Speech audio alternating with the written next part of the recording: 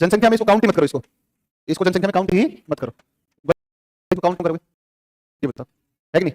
बाकी ऐसा हो जाए कभी बाई दी वे, अगर ऐसा हो जाए कि वो क्वेश्चन आ जाए ऐसा और उसमें विकल्प में अंदर ऑस्ट्रेलिया है ही नहीं जनसंख्या में, तो फिर क्या करेंगे, मजबूरी मानना पड़ेगा। लेकिन जहां जनसंख्या है ही नहीं बताओ उसको कैसे मान ले, है कि नहीं। मान लो आप किसी रेस में दौड़ने के लिए, कोई रेस चल रही है, दौड़ हो रही है, कोई ये खेल चल रहा है, उसमें आप दौड़ ही नहीं रहे हैं, तो बताओ आप बारे में ये कैसे कहा जा सकता है कि आप उस रेस में हार। कोई भी आदमी उस रेस में दौड़ा हुआ दौड़ने वाला व्यक्ति ही तो जीता हारा माना जाएगा, जो दौड़ में खड़ा ही नहीं हो जाकर उसको जितना तो जीता हारा, सिंपल बात है। तो जहां जनसंख्या है ही नहीं, निवासी कोई नहीं है स्थायी रूप से, उसमें कैसे जनसंख्या मान ले बताओ। तो एक तो ये फिर अपने आए तो ये महाद्वीपों की अवस्थिति 7 महाद्वीप पीढ़ी चली जाएगी आज आपके पास, है ना, ये पीढ़ी 5 चली जाएगी। आवाज आवाज बढ़ाओ थोड़ी। तो ये महाद्वीप उत्तरी अमेरिका, दक्षिण America, Europe, Africa, Asia, Australia, ये सबको पता ही होगा। और नीचे ये कौन सा है, अंटार्कटिका। ये 7 महाद्वीप है। देखो उत्तर दक्षिण अमेरिका, यूरोप, अफ्रीका के बीच में ये एस आकार में कौन सा महासागर है, अटलांटिक। एशिया के दक्षिण में ये एम आकार में कौन सा है, ये वृत्ताकार जो है ये कौन सा है, प्रशांत महासागर। मतलब अमेरिका, उत्तरी अमेरिका के पूर्व में तो पड़ता है अटलांटिक और पश्चिम में पड़ता है प्रशांत। दक्षिण अमेरिका के पूर्व में अटलांटिक, दक्षिण अमेरिका के प्रशांत। एशिया, यूरोप, उत्तरी अमेरिका के उत्तर की तरफ कौन सा है, आर्कटिक। और नीचे की तरफ अंटार्कटिका के चारों तरफ कौन सा है, दक्षिणी महासागर। ये दक्षिणी महासागर, ठीक है ना, दक्षिणी महासागर। तो ये कुल मिला के एशिया के पूर्व में कौन सा है, प्रशांत। ये अवस्थितियां हैं। ऑस्ट्रेलिया के पश्चिम में हिंद, ऑस्ट्रेलिया के पूर्व में प्रशांत। महासागर की धाराएं पढ़ाई थी ना आपको, ये ऐसे महासागर की जलधारा चल करके आती है, तो ये तो ठंडा है और यहाँ से कैसा है, ये तो गर्म है और ये कैसा है, ठंडा। बताया था आपको, पूर्वी ऑस्ट्रेलिया और पश्चिमी ऑस्ट्रेलिया। देखो अब हम आते हैं किस महाद्वीप पर, अफ्रीका। बहुत इंपॉर्टेंट अफ्रीका। अब अफ्रीका के बारे में बात करें तो क्षेत्रफल जनसंख्या में कौन सा स्थान है, दूसरा। देखो अफ्रीका में बहुत सारी भूमि, पठारी भूमि है, और पठारी भूमि ज्यादा होने के कारण इसको कहा जाता है पठारों का महाद्वीप। क्या कहा जाता है, पठारों का महाद्वीप। पठारों का महाद्वीप के रूप में किसको जानते हैं, तो ये जानते हैं अफ्रीका को जानते हैं। जैसे अंध महाद्वीप भी कहा जाता है, अंध महाद्वीप कहते हैं क्योंकि आधुनिक विकास की दौड़ में पीछे रह गया, इस वजह से क्या कहते हैं, अंध महाद्वीप, ठीक है। और इसको कहा जाता है एकमात्र महाद्वीप जिसका विस्तार चारों गोलार्धों में मिलता है। इसका मतलब क्या है कि अफ्रीका के बीचों बीच से एक लाइन जाती है 0 डिग्री अक्षांश विषुवत, जिसका उत्तरी भाग किस गोलार्ध में है, उत्तरी गोलार्ध, और नीचे तरफ कौन सा है, दक्षिण गोलार्ध। तो बताओ उत्तर दक्षिण गोलार्ध में हुआ। फिर देखो एक यहाँ से निकलती है 0 डिग्री देशांतर, तो ये हिस्सा पूर्वी गोलार्ध में, ये हिस्सा पश्चिमी गोलार्ध। तो एकमात्र ऐसा महाद्वीप है जिसका विस्तार 4 गोलार्धों में मिलता है, वो कौन सा है, अफ्रीका। दुनिया में सबसे अधिक देश अगर किसी महाद्वीप में है तो वो कौन सा महाद्वीप है, अफ्रीका।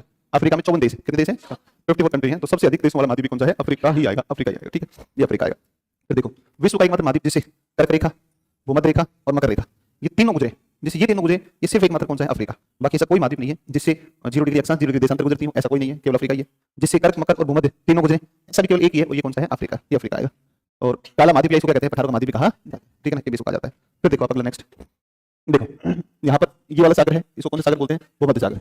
और ये जो सागर है ये वाला, इसको बोलते हैं कौन सा, लाल सागर, ठीक है। देखो अफ्रीका जो अफ्रीका, ये इस यूरोप के साथ, या यूरोप से जिस सागर से अलग होता है वो सागर कौन सा है, भूमध्य।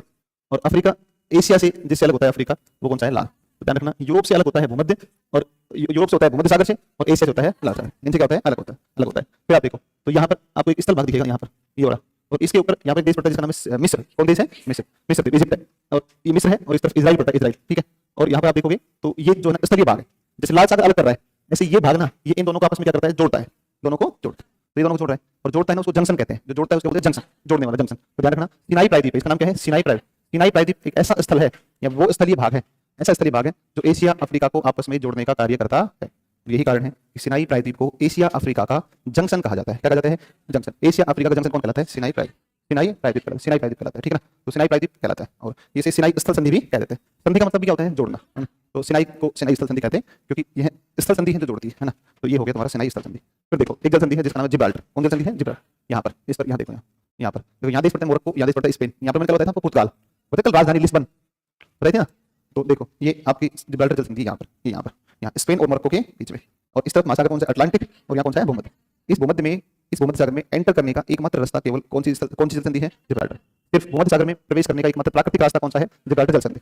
और इसी कारण से इस जिब्राल्टर जल संधि को भूमध्य सागर का प्रवेश द्वार भी कहा जाता है, प्रवेश द्वार कहते हैं, ठीक है ना, प्रवेश द्वार कहते हैं। और देखो इसके बारे में हम क्या लिख सकते हैं, भूमध्य सागर का प्रवेश द्वार, स्पेन मोरक्को के बीच अटलांटिक को भूमध्य सागर से जोड़ते हैं, ठीक है ना। इस तरफ एक जल संधि और है, यहाँ पर आप आओ, इसमें आप देखो, इस मैप में देखो, यहाँ पर ये वाला हिस्सा दक्षिण पूर्व की तरफ, यहाँ पर देश पड़ता है, इसका नाम मोजाम्बिक। कौन सा देश है, मोजाम्बिक।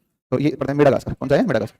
मोजाम्बिक और मेडागास्कर के बीच में एक जल संधि है, इसको बोलते हैं मोजाम्बिक जल संधि। कौन सी है, मोजाम्बिक जल संधि। ये मोजाम्बिक जल संधि ये वाली, ठीक है ना। तो ये आपका हिंद महासागर ही है पूरा, ठीक है ना, हिंद महासागर है। और यहाँ पर कोमोरोस द्वीप समूह पड़ता है। कौन सा द्वीप समूह है, कोमोरोस, कोमोरोस है। तो मेडागास्कर की जल संधि से अफ्रीका अलग होता है, तो कौन सी है, मोजाम्बिक चैनल। कौन सा है, मोजाम्बिक चैनल, इससे अलग होता है। और इस मेडागास्कर के अंदर एक वन पड़ते हैं, वन, एक जंगल है, वर्षा वन है, इक्वेटोरियल रेन फॉरेस्ट पड़ते हैं, और इनको कहते हैं अत्सीनानाना। कौन सा है, अत्सीनानाना, अत्सीनाना। ये कहाँ पर पड़ते हैं, मेडागास्कर। याद करवाना आपको, अत्सीनानाना, है ना, मेडागास्कर में, ठीक है। और मेडागास्कर के बारे में ध्यान रखना कि मेडागास्कर अफ्रीका, हिंद महासागर का सबसे बड़ा द्वीप है। सबसे बड़ा द्वीप दुनिया में कौन सा है, ग्रीनलैंड। ग्रीनलैंड दुनिया का सबसे बड़ा द्वीप। राजधानी नूक, राजधानी कौन है, नूक, नूक है, ग्रीनलैंड की राजधानी नूक।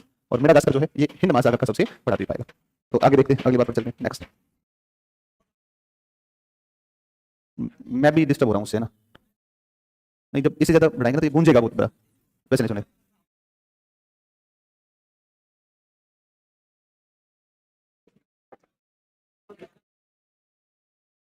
ना सुनो, उसका इलाज एक ही है, एडजस्ट कर लो बस, सब कुछ भी नहीं है।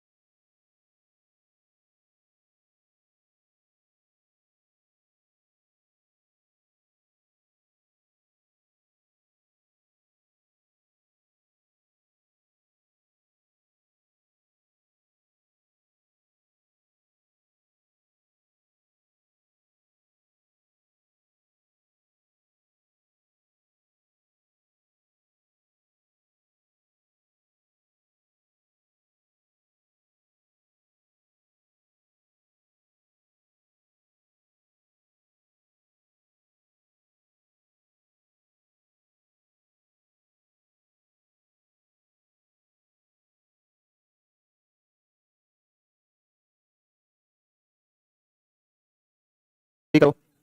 अलास्का की ठंडी जलधारा लिखी है ना, इसको अलास्का की गर्म जलधारा करो। अलास्का की गर्म जलधारा करो, ठंडी नहीं है, गर्म है। गर्म जलधारा कर लो। अब सुनो, आप देखो, एक जल संधि और है, सुनो बेटा प्लीज ध्यान दो। अरे अब नींद खुल गई, इधर ध्यान दो। देखो यहाँ पर ना, यहाँ पर ये एक जल संधि, इसको बोलते हैं बाब अल मानदेव। कौन सी है? बाब। यहाँ पर यमन देश पड़ता है, कौन सा देश है? यमन। और यहाँ जिबूती है, कौन सा है? जिबूती। तो देखो एशिया अफ्रीका के बीच में है, एक बात, एशिया अफ्रीका के बीच में है। और ये जो है अदन की खाड़ी, कौन खाड़ी है? अदन। और यहाँ पर लाल सागर, तो लाल सागर और अदन की खाड़ी आपस में जोड़ती है, जिबूती और यमन के बीच में है। दो महाद्वीपों को अफ्रीका और एशिया को सेपरेट करती है। इसको बोलते हैं बाब अल मानदेव जल संधि। तो ये आपकी जल संधि है बाब अल मानदेव, जिबूती, और इस तरफ कौन सा है आपका? यमन। दोनों के बीच में एशिया और अफ्रीका को करती है अलग, ठीक है ना। इसको कहते हैं आंसुओं का द्वार, गेटवे ऑफ टीयर्स। लाल सागर किसे जोड़ती है? अदन की खाड़ी। और अफ्रीका और एशिया को करती है अलग, करती है, जो कि जिबूती और यमन के बीच में स्थित है। तो ये है बाब अल मानदेव जल संधि। इसके बाद देखो हॉर्न ऑफ अफ्रीका है, इथियोपिया है, जिबूती है, और ये कौन सा? एरिट्रिया। ये चार देशों को मिलाकर कहते हैं हॉर्न ऑफ अफ्रीका। हॉर्न मतलब संघ। आप देखो ये आपकी रेखा, कर्क रेखा, भूमध्य रेखा, मकर रेखा। कर्क रेखा, भूमध्य रेखा और मकर किन किन देशों से होकर गुजरती है, उसको अपने देखते हैं एक बार। देखो एक बार, आप अगर कर्क रेखा की बात करोगे तो कर्क रेखा जाती है पश्चिमी सहारा। किसे जाती है? पश्चिमी सहारा। ये जाती है आपकी, जिसको बोलते हैं मॉरिटानिया। कौन सा है? मॉरिटानिया। पश्चिमी सहारा, पश्चिमी, बोलो पश्चिमी सहारा, मॉरिटानिया। और उसके बाद माली, अल्जीरिया, नाइजीरिया, लीबिया और मिस्र। नाइजर, बहुत फर्क है नाइजर और नाइजीरिया में ना। नाइजर अलग है और नाइजीरिया अलग। तो नाइजर आएगा। भैया नमस्ते भैया। तो देखो कौन कौन देश हो गए? पश्चिमी सहारा, मॉरिटानिया, माली, अल्जीरिया, लीबिया, मिस्र और नाइजर।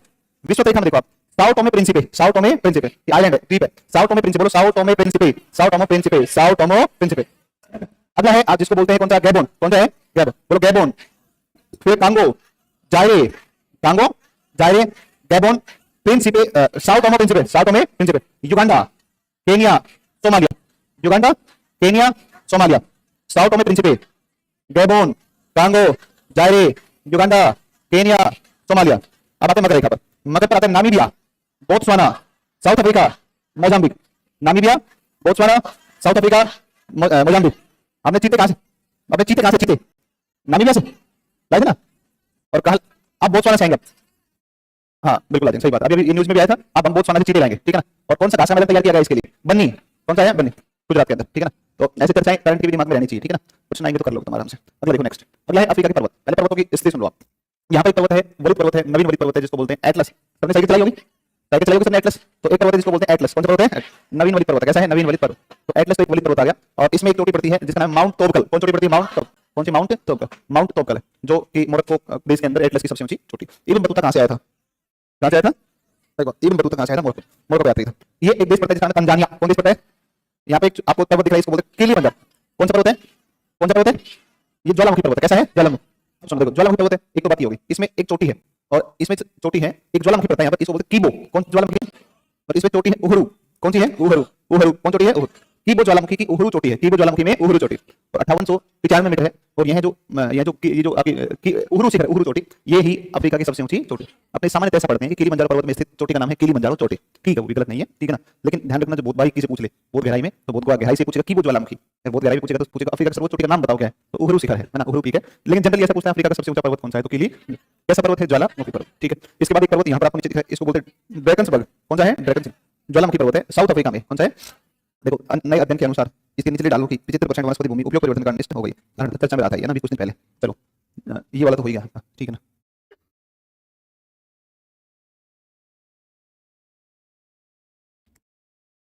देखो उहुरु शिखर है ना, ये यहाँ तक बता दिया ना आपको। देखो उहुरु का अर्थ होता है आजादी, है ना। और तंजानिया को 1961 में स्वतंत्रता मिली, अगर देश की सर्वोच्च चोटी का नाम उहुरु शिखर कर दे, इसका भी कारण है, इसका भी कारण है। अगला आते हैं, ये जो बहुत इंपॉर्टेंट चीजें, घास के मैदान। मैंने कहा था तुम्हें कि सारी माटी पढ़ाऊंगा तो सब चीजें हो जाएंगी, पर्वत पठार तमाम चीजें। तो दो प्रकार के यहाँ घास के मैदान मिलते हैं। एक घास का मैदान मिलता है जिसको बोलते हैं सवाना। कौन सा बोलते हैं, सवाना। एक सवाना घास के मैदान है, और एक वेल्ड घास के मैदान है। एक सवाना है और एक वेल्ड, एक सवाना एक वेल्ड। देखो ये आपकी रेखा ऊपर कर्क रेखा, नीचे कौन सी है, मकर। कर्क और मकर के बीच कौन सा आता है, उष्ण कटिबंध। इस बीच में कौन कटिबंध आएगा, उष्ण, ट्रॉपिकल। और यहाँ पर आप देखोगे, यहाँ पर एक घास का मैदान मिलता है, इसको सवाना।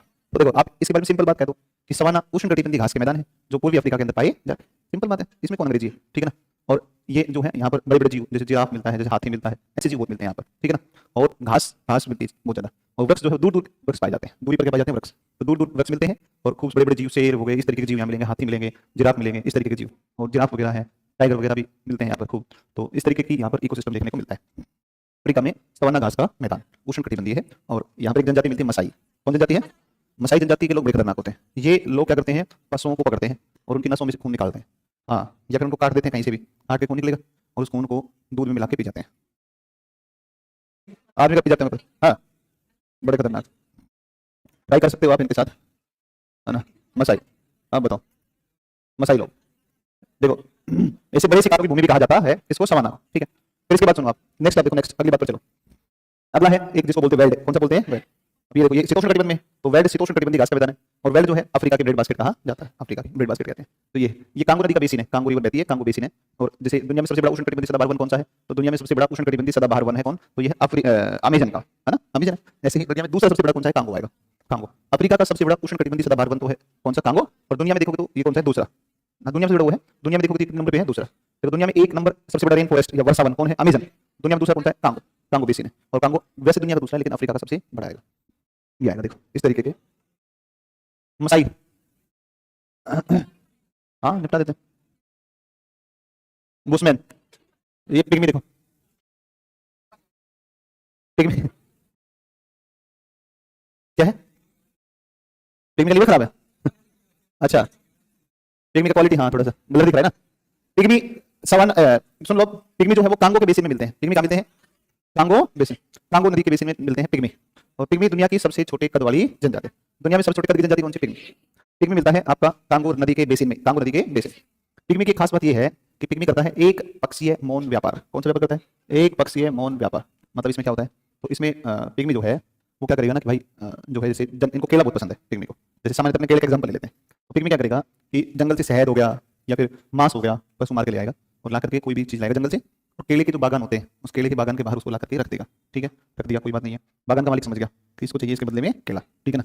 तो ये क्या करेगा कि बागान का मालिक उस सामान को ले जाएगा, मांस शहद कुछ भी लगा लो, और उसके स्थान पर क्या रख देगा, केला। थोड़ी देर बाद पिग्मी आएगा, दूर से देख करेगा हाँ आ गया सामान बदले में, और फिर वो जो भी सामान के बदले में केला मिला उसको उठाता है और लेके चला जाता है। बात नहीं करता है, मतलब बात ये सिंपल सी बात नहीं करता है। तो ये ऐसे व्यापार होता है, एक पक्षीय मौन व्यापार, मतलब चुपचाप रह के व्यापार हुआ, एक पक्ष की चली, बागान के मालिक की मर्जी है उसके बदले में कितना कितना सामान बदले में देगा या नहीं देगा। इसलिए एक पक्षीय मौन व्यापार करने वाली जो जनजाति है वो कौन सी है, पिग्मी जनजाति। और ये मिलते हैं कहाँ पर, कांगो नदी के बेसिन, कांगो नदी के बेसिन में पाए जाते हैं। पिग्मी सबसे छोटे कद वाली जनजाति भी है, अधिकतम हाइट 4 फुट 9 इंच, अधिक से अधिक। खूब लंबा आदमी होगा तो आपको दिखेगा कितना, 4 फुट 9 इंच। ये सब लंबे आदमी है, ये सब जो दिख रहे हैं ये सब, हाँ ये सबसे लंबा है, हाँ ये सबसे लंबे देख लो। हाँ ये कोई गया होगा घूमने, एक बच्चा दिख रहा है, ये पिग्मी तो गन्ना खा रहा है, हाँ तो गन्ना खाएगा नहीं, तुम बताओ एक बार। अब आओ इस बार देखो, मैंने दोनों को कंपेयर कर दिया यहाँ, प्लीज देखो बातें नहीं, दोनों कंपेयर कर दिया। ये सेलवास दुनिया का सबसे बड़ा उष्णकटिबंधीय सदाबहार वनों का क्षेत्र है ना, इन्हें विश्वती वर्षा वन है, इन्हें हम क्या कहते हैं, सेलवास।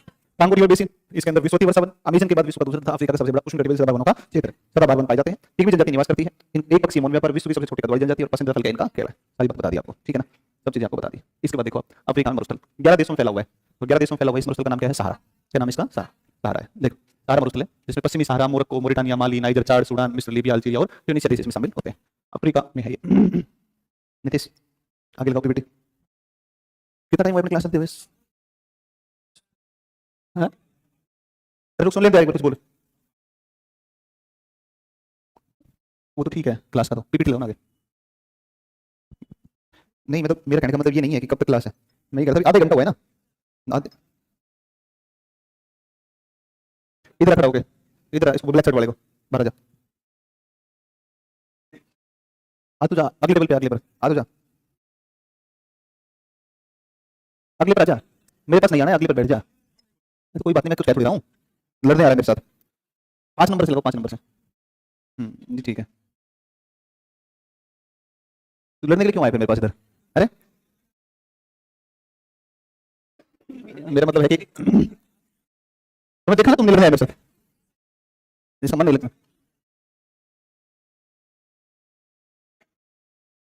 अच्छा है मेरे पास, जवाब दे। अरे क्या हो गया, लगा दे भाई, मेरे पास आए हैं, जवाब दे, जवाब है ना। है भाई 5 नंबर तो लगा नहीं रहा यार, वो और लगा रहा है।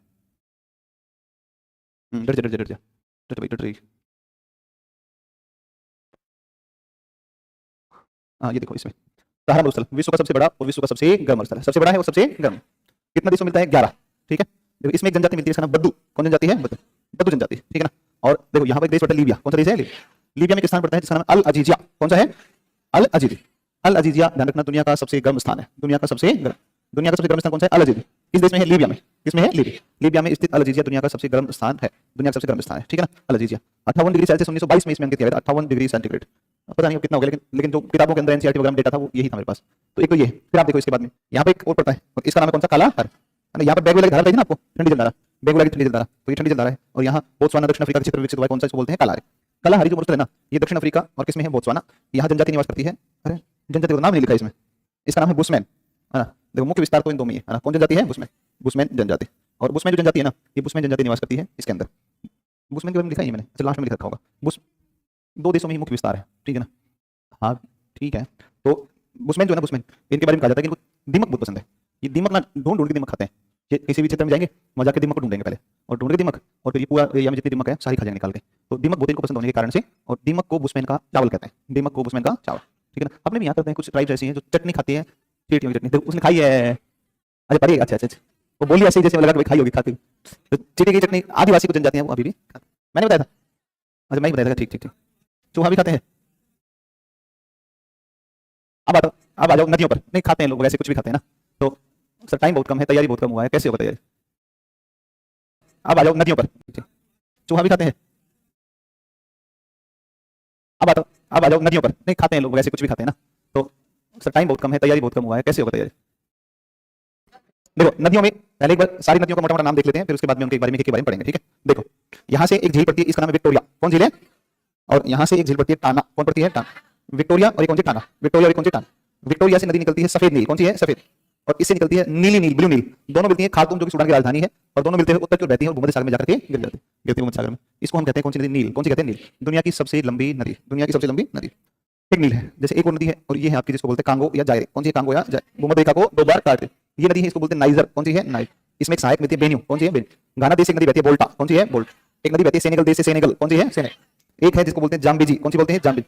विक्टोरिया जलप्रपात इस पर। एक लिम्पोपो मकर रेखा को 2 बार, और एक ऑरेंज, एक कौन सी है? ऑरेंज। ड्रैगन्सबर्ग पर्वत से आती है, ऑरेंज नदी आती है, ऑरेंज। देखो सबसे पहले इसको देखते हैं नील। महत्वपूर्ण ज्यादा है क्योंकि सबसे लंबी नदी है दुनिया की, इसलिए महत्वपूर्ण तो है ही।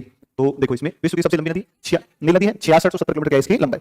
इसके डेल्टा के नजदीक जाकर के इसके किनारे एक नगर स्थित है, इसका नाम काहिरा। कौन सा है? काहिरा। मिस्र की राजधानी, मिस्र की राजधानी काहिरा इसके किनारे स्थित है। फिर देखो यहाँ पर ये विक्टोरिया झील पड़ती है केनिया, युगांडा और तंजानिया, 3 देशों में एक झील है, केनिया, युगांडा, तंजानिया। तो ये इधर युगांडा से निकल रही है, और युगांडा से बहती हुई, और फिर ये दक्षिणी सूडान, दक्षिणी सूडान, फिर ये सूडान, फिर युगांडा से निकली दक्षिणी सूडान, सूडान, और सूडान के ऊपर सिंपल है एक देश जिसका नाम मिस्र। इसके देश याद रख लेना बहुत आसान है। युगांडा से निकलेगी, युगांडा के बाद दक्षिणी सूडान, फिर सूडान, फिर कहां से? मिस्र। ये तो ब्लू नील, व्हाइट नील है। ब्लू नील भी बहुत सिंपल याद करना। ब्लू नील आपकी जाती है कहां से? आती है इथियोपिया, इथियोपिया से आती है, और सूडान में आकर खार्तूम के अंदर दोनों नदियां आपस में मिल जाती है। तो इसका प्रवाह देखो कहां है? युगांडा, दक्षिणी सूडान, सूडान, इथियोपिया, है ना, और आपका मिस्र। ये तो है भाई, मिस्र हो गया, सूडान हो गया, दक्षिण सूडान हो गया, ये आपका कौन हो गया? दक्षिण सूडान हो गया, इथियोपिया, और एक कौन है? युगांडा। इन 5 देशों से इस नदी का क्या होता है? प्रवाह होता है। 5 देशों से बहती है, विश्व की सबसे लंबी नदी है। और जो सूडान से अलग हुआ था दक्षिण सूडान, दक्षिण सूडान की राजधानी कौन है? जुबा। कौन है? जुबा। और सूडान की राजधानी कौन है? खार्तूम। कौन सी है? खार्तूम। तो ये है। तो देखो एक धारा श्वेत नील जो कि विक्टोरिया झील से, दूसरी मुख्य धारा ब्लू नील नीली नील का उद्गम ताना झील से होता है। दोनों धाराएं सूडान की राजधानी खार्तूम में मिलकर नील के नाम से उत्तर की ओर प्रवाहित होकर भूमध्य सागर में गिर जाती है। भूमध्य सागर में गिर जाती है। श्वेत और ब्लू नील के बीच का क्षेत्र कौन सा कहलाता है? गेजीरा। कौन कहलाता है? गेजीरा। श्वेत और ब्लू नील का क्षेत्र क्या कहलाता है? गेजीरा। ये ध्यान रखना, श्वेत और ब्लू नील के बीच का क्षेत्र क्या कहलाता है? गेजीरा कहलाता है। देखो श्वेत नील पर सूडान में जिबेन ओलिया बांध, नीली नील पर सूडान में केनार बांध और इथियोपिया में ब्लू नील पर ग्रैंड इथियोपियन रेनेसेंस बांध बना हुआ है। जब याद नहीं करना है आपको ये, ठीक है। अगर हो तुमसे याद तो कर लेना, नहीं तो फिर देख लेना तुम अपने हिसाब से। लेकिन ये जरूर ध्यान रख लेना, ये वाला नील पर मिस्र में आसमान और लश्कर बांध स्थित है। ये जरूर काहिरा शहर और आसमान डैम, ये प्रश्न तुम्हारे पेपर में पूछे जा सकते हैं। ये नील के मुख्य बांध है। देखो अब एक चीज बताओ, अगर नील नहीं होती तो पूरा मिस्र में क्या होता है बताओ? भाई मिस्र की अधिकांश आबादी कहां बसी है? नील नदी के आसपास।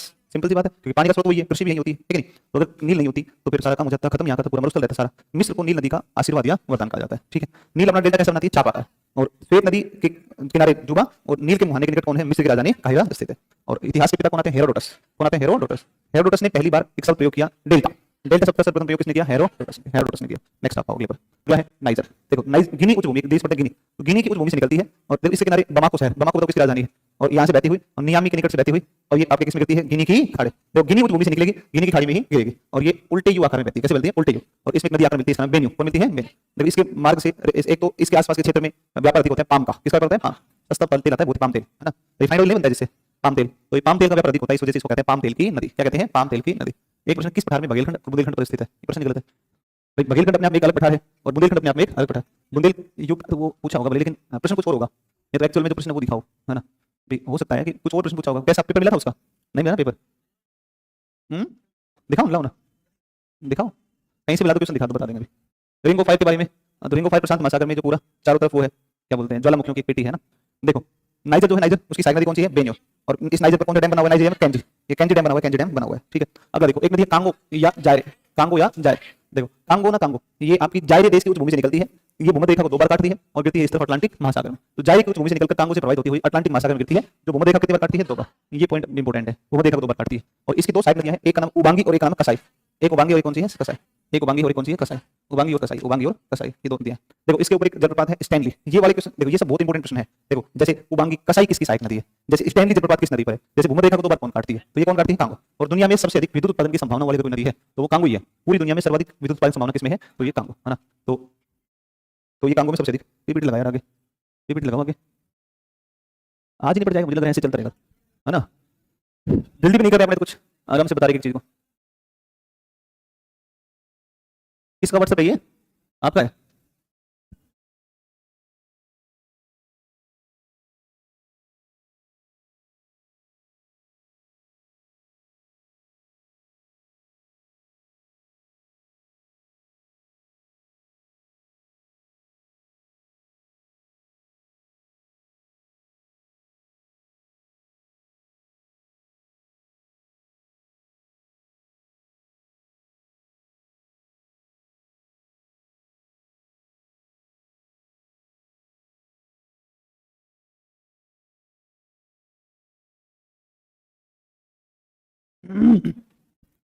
लगा दिया भाई।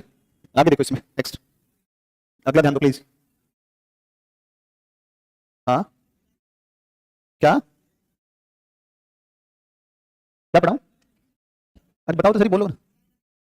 किसमें? अच्छा अच्छा। अरे ना ना, ऐसा नहीं। वैसे थोड़ी ना कुछ है, ना ना। तो ना वो, मैं कह रहा तुझसे बात नहीं कर रहा हूँ ना, इसलिए तुम्हें लग रहा है।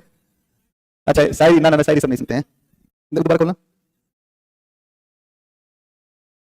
आप बताओ, एक चीज बताओ, अब एक चीज बताओ। आप ये सब प्रश्न आप नहीं करके आओगे तो कौन करके आएगा? ये सब प्रश्न आप नहीं करके आओगे तो कौन करके आएगा बताओ? 2011 की जनगणना के हिसाब से, 2011 की जनगणना के हिसाब से सबसे कम जनसंख्या सिक्किम। बताइए सबसे कम, देखो उसमें सबसे कम ग्रामीण जनसंख्या सिक्किम, सबसे कम नगरीय जनसंख्या भी सिक्किम। देखो आपको इसमें लिखा देखो यार, अजीब बात है। फरक्का परियोजना स्थित है, बाकी इसमें पश्चिम बंगाल, तमिलनाडु, केरल, उड़ीसा। बताइए फरक्का से हुगली नदी अलग होती है। एक प्रश्न पूछा है, कौन से पठार के पूर्वी विस्तार को, देखो प्रश्न सुना एक बार, कौन से पठार के पूर्वी विस्तार को बुंदेलखंड और बघेलखंड? अब बताओ, मैंने बताया नहीं था आपको मध्यवर्ती उच्च भूमि, और मध्यवर्ती उच्च भूमि बताया था मालवा का पठार, उसके बाद में बुंदेलखंड का पठार, बघेलखंड का पठार। तो ये क्या है? मध्यवर्ती उच्च भूमि का विस्तार है। इसमें विकल्प दे रखा है क्या? देखो मेघालय का पठार, मेघालय तो खुद ही विचार उस तरफ, इसमें दक्कन वो तो खुद नीचे है, लेकिन ये छोटा नागपुर तो खुद पूर्व में है। तो किसका विस्तार है? मध्यवर्ती उच्च भूमि का विस्तार है। मध्यवर्ती उच्च भूमि का विस्तार मैंने बताया आपको, मालवा, बुंदेलखंड, बघेलखंड, छोटा नागपुर, धनकारण, ये बताया मध्यवर्ती उच्च भूमि। आप नोट्स निकाल के देखो, सब मिल जाएगा आपको। मैं तुम्हें कहा था ना, हाँ मैंने बताया मध्यवर्ती उच्च भूमि। मैं देखो ये कल पेपर हुआ है, कब हुआ पेपर? 10 तारीख, परसों होगा, कल दिन होगा, 2 दिन पहले पेपर हुआ 10 को। इसके सारे क्वेश्चन तुम्हारे नोट्स में से मिल गए होंगे, पक्की बात है, ठीक है ना। तुम्हारे तरीके वैसे ही आएंगे सारे क्वेश्चन क्लास में। अब ये वाला जो क्वेश्चन है सुनो, अब ये क्वेश्चन जो है वो इस फॉर्मेट में कोई नहीं पढ़ाता है भाई, जिस फॉर्मेट में पूछा गया उस फॉर्मेट में कोई थोड़ी पढ़ाता है, नहीं पढ़ाता है। लेकिन एक बात जरूर है कि कॉन्सेप्ट आपका क्लियर करवा रखा है, तो चूंकि कॉन्सेप्ट क्लियर करवा रखा है इसलिए जो है आप आराम से बना पाओगे, ठीक है ना। मैं पढ़ाया था, कब पढ़ाया था? हाँ अच्छा, उसमें पढ़ाया था ये क्वेश्चन, हाँ पढ़ाया होगा, ठीक है ना, तो कोई दिक्कत नहीं, ये सब सही हो जाएगा। देखो आगे सुनो, आप अभी क्या कहूँ, इसको छोड़ो यार, क्या कहेगा टेनिस क्या ही होगा बताओ। और हमारी क्लास के नोट से ही नहीं आएंगे तो फिर तो ये मानो कि बहुत बड़ी खराब बात है कि नहीं, समझे। तो इतना पैसा भाई सिंपल सा फंडा है भाई, एक बहुत सीधी बात है, इसमें कोई इधर उधर की बात थोड़ी है ही नहीं कुछ, है ना भाई, पैसा लेते हैं सिंपल सी बात, नहीं गलत थोड़ी ना है, हमें झूठ मूठ में से कुछ भी गलत, लेकिन बात ये है कि हमारा प्रोफेशन है अपना, कोई भी टीचर हो है कि नहीं, पैसा लेता है, क्लास में अच्छे से पढ़ाना ही पड़ेगा, है कि नहीं।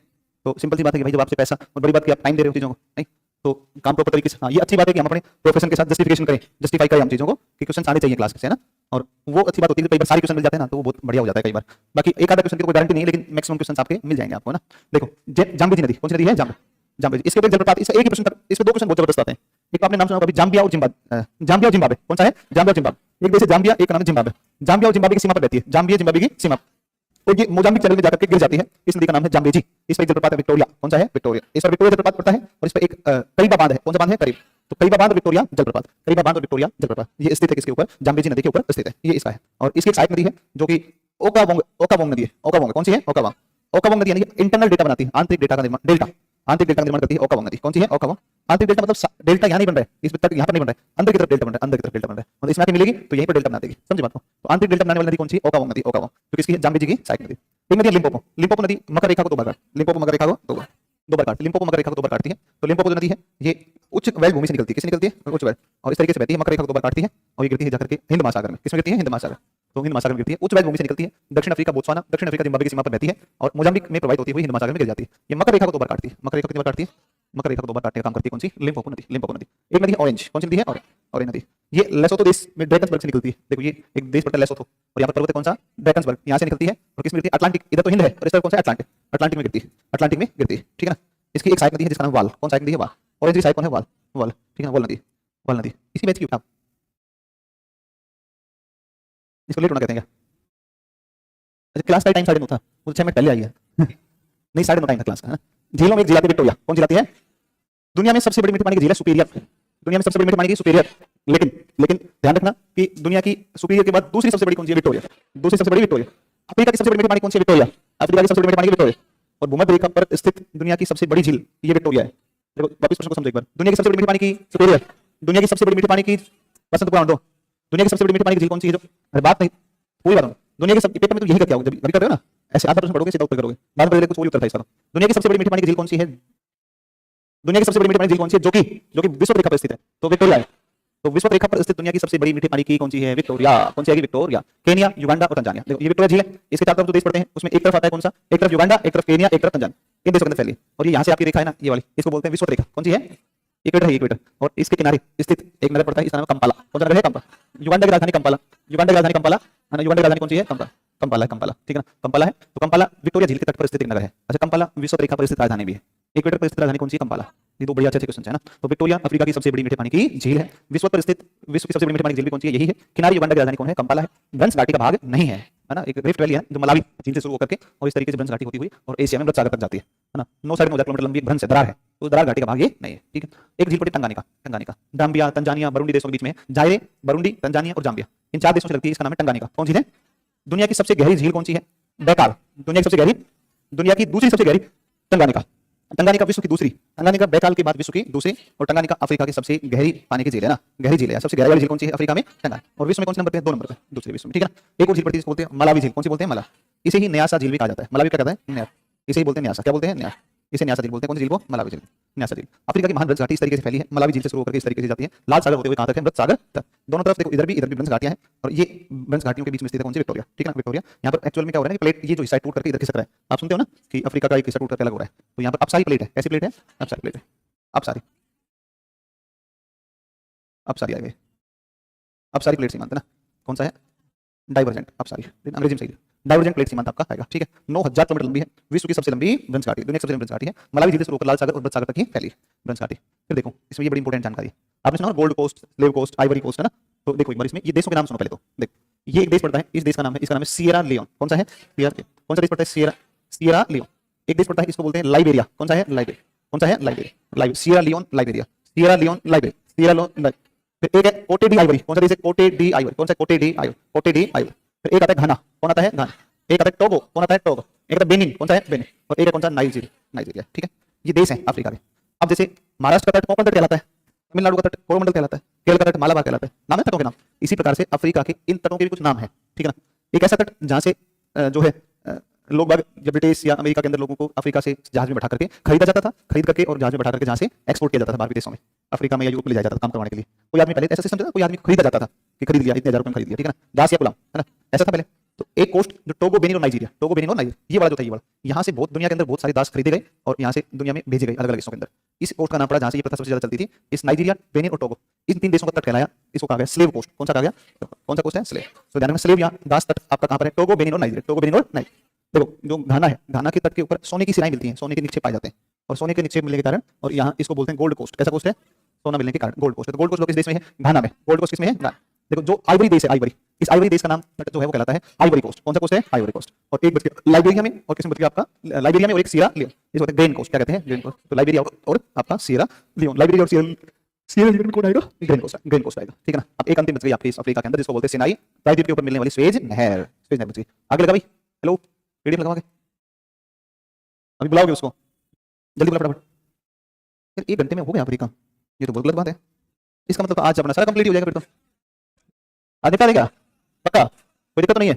अभी क्लास चलते 1 ही घंटा हुआ है बस खाली, तो आज इसको निपटा देते हैं फिर, है ना। क्योंकि अफ्रीका हो गया, 40 मिनट लगेगी उत्तरी अमेरिका में, और 1.25 घंटा लगेगा आपका किसमें? उसमें एशिया में लगेगा। पीडीएफ आज 100% आज नहीं तो कल पक्का डलवा देंगे। ये तो बहुत जल्दी हो गया, है ना, टाइम लगा इसमें तो। अपने ऐसा भी नहीं कोई खींच के पढ़ाया है भाई, एक साथ। हाँ, इन तीनों का एक बार में ही करवा देंगे आप लोग। अभी तुम्हारी क्लास के बाद में बनवा के पीडीएफ डलवा ही दूंगा फिर मैं आज।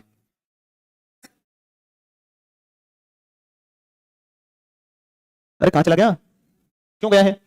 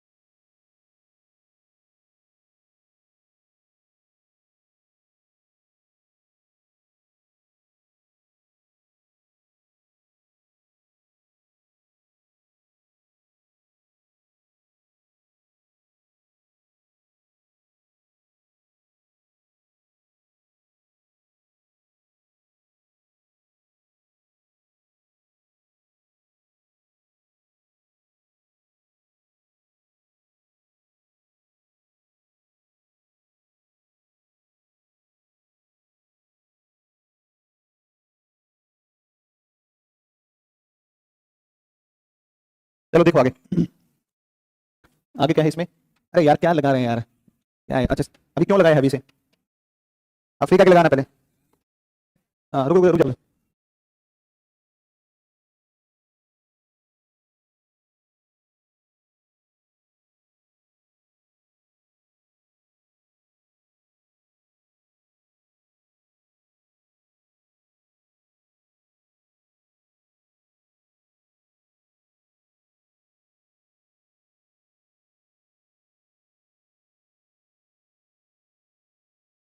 तो क्या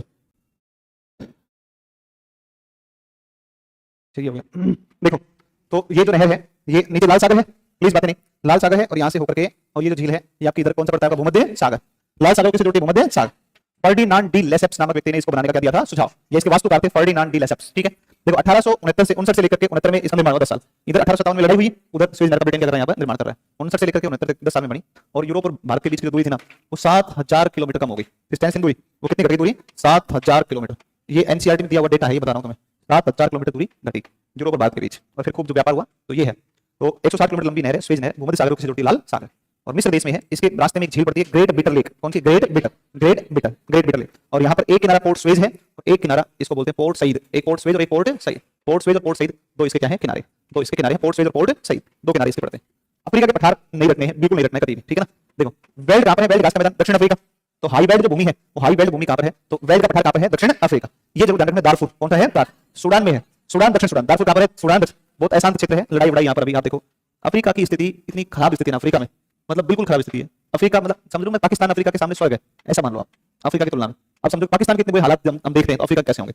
अफगानिस्तान पाकिस्तान फिर भी ठीक है, अफ्रीका के देशों में बहुत बुरी स्थितियां हैं और भूखमरी, गरीबी, लड़ाइयां, मारपीट, मतलब बहुत बड़े लेवल पर फैला हुआ है। लगभग अफ्रीका के देशों में यही हाल, लगभग अधिकांश।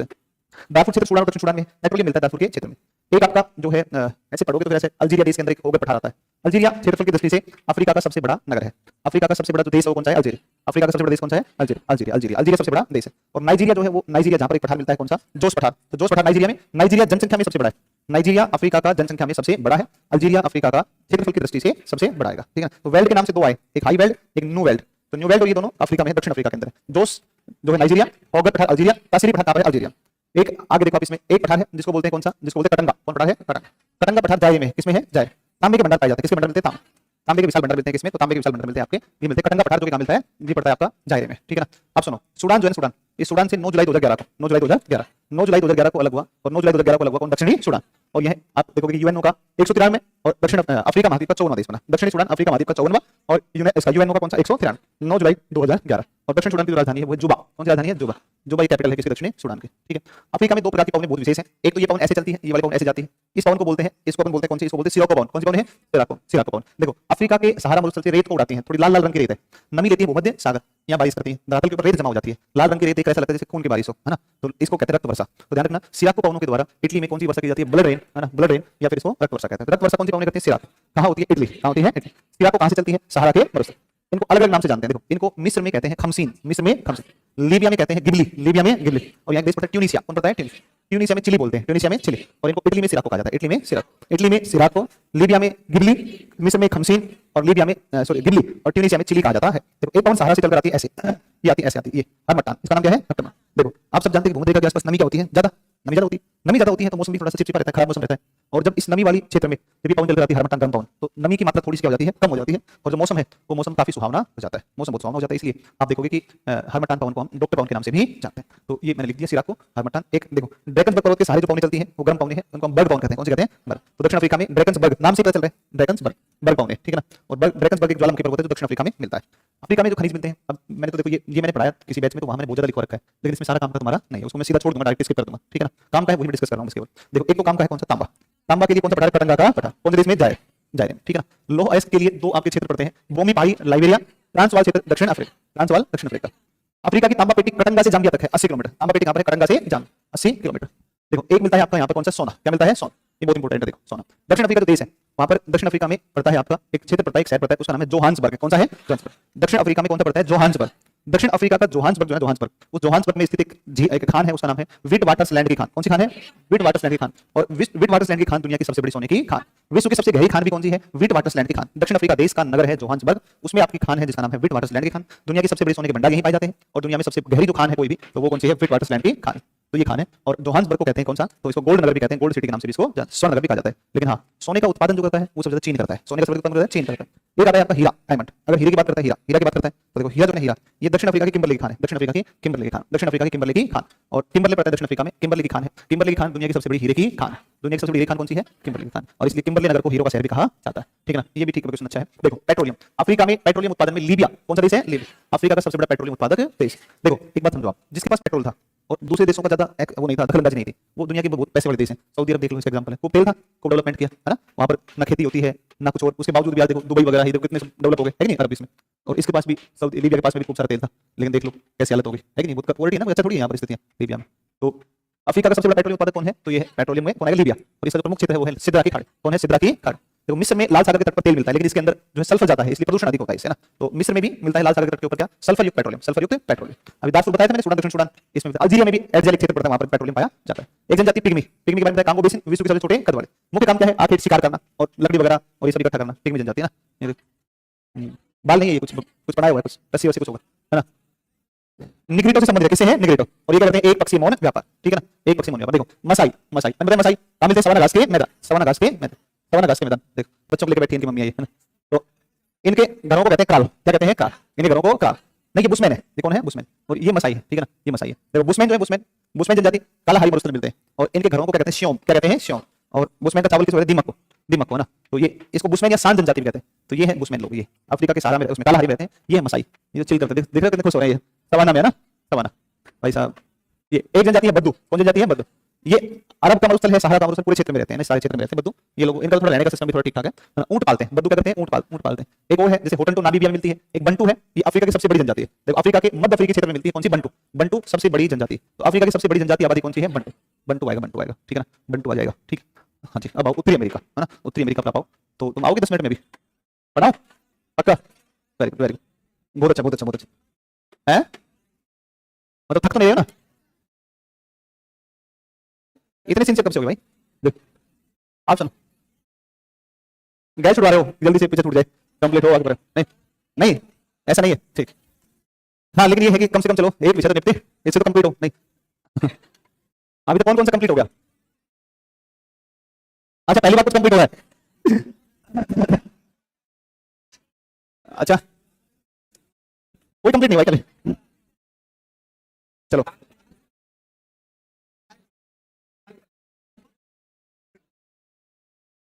शादी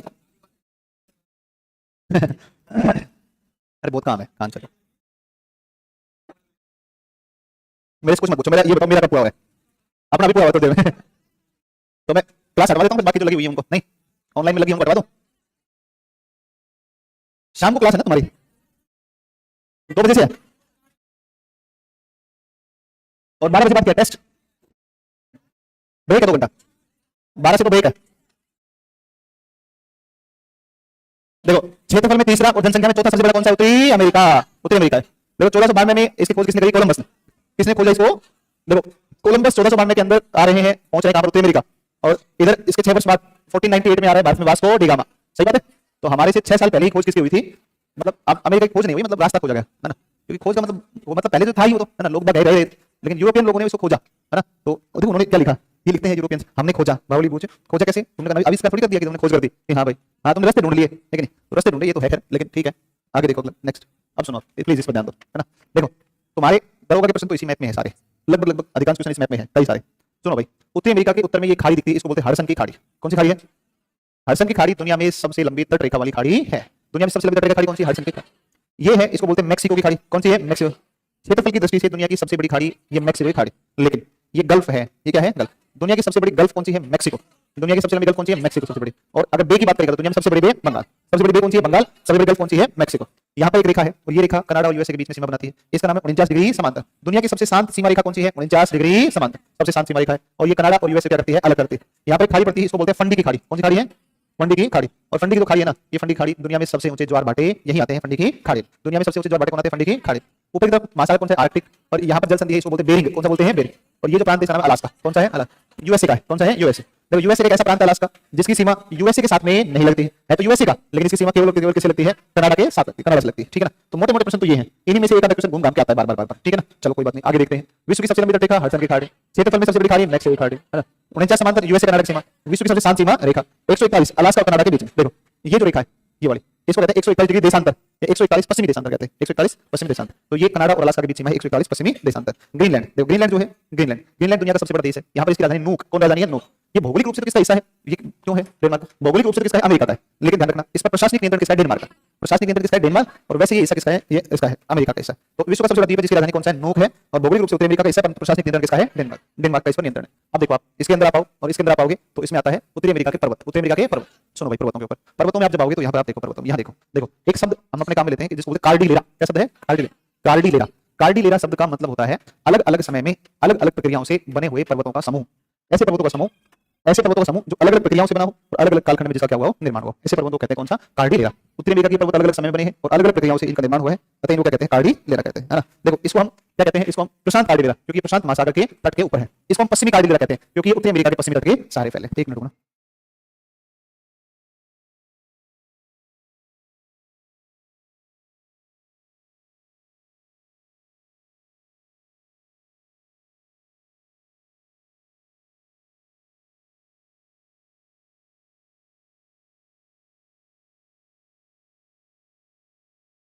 देखो आगे देखो इसमें तो ये प्रशांत कार्डिलेरा कहते हैं क्योंकि प्रशांत महासागर के तट के पूर्वी तट पर है ना, और पश्चिमी कार्डिलेरा कहते हैं क्योंकि ये उत्तरी अमेरिका के पश्चिमी तट के सारे फैला हुआ है। तो एक बात होगी तुम्हारी ये वाली। दूसरी बात, मेरी सुनो, मेरी वो ऑनलाइन क्लास लगी है, उनको बोल दो कि मेरी क्लास वो करवा दें, बोलना कि ऑफलाइन में क्लास है ना, ठीक है, और उनको बोलो कि वो जो क्लास अभी हटेगी उनको कैंसिल ना करके कल के लिए शेड्यूल कर दे, संडे को।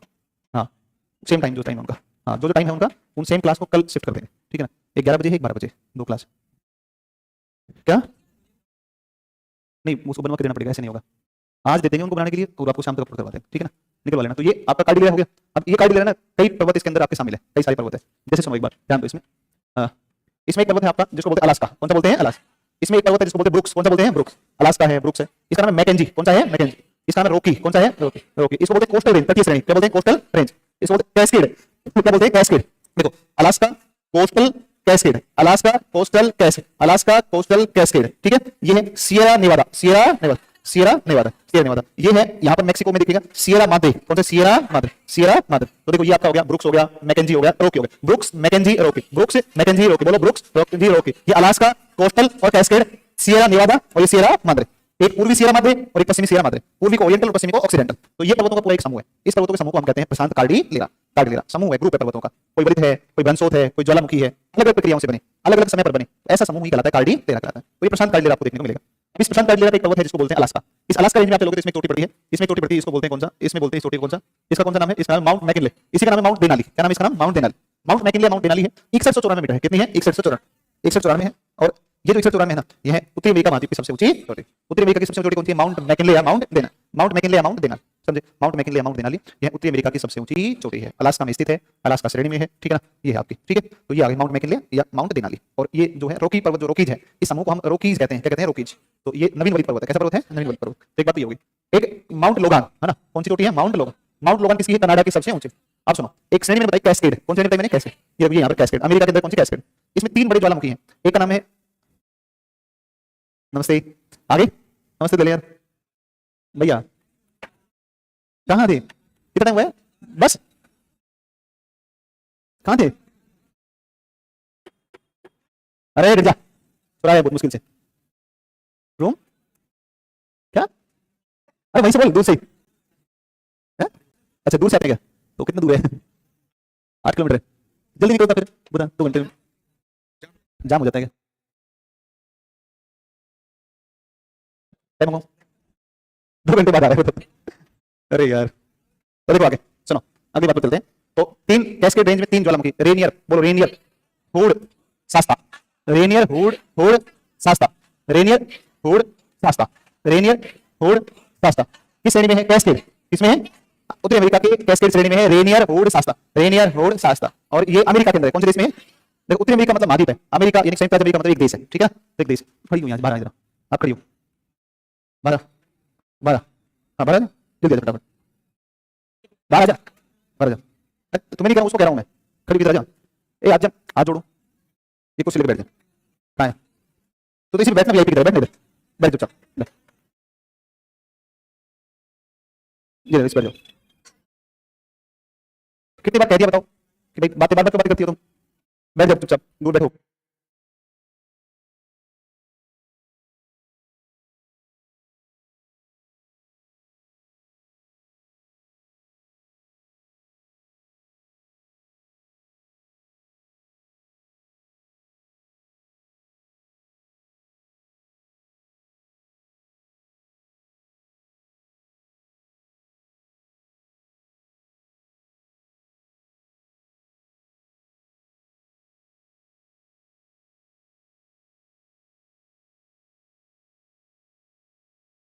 तो देखो इसमें तीन ज्वालामुखी हो गए, रेनियर, वुड और शास्ता, रेनियर, वुड और शास्ता। तो ये है आपके। अब सुनो सुन लो बेटा, सियरा नेवादा यूएसए में ब्लॉक माउंटेन है, सियरा नेवादा यूएसए में ब्लॉक पर्वत है।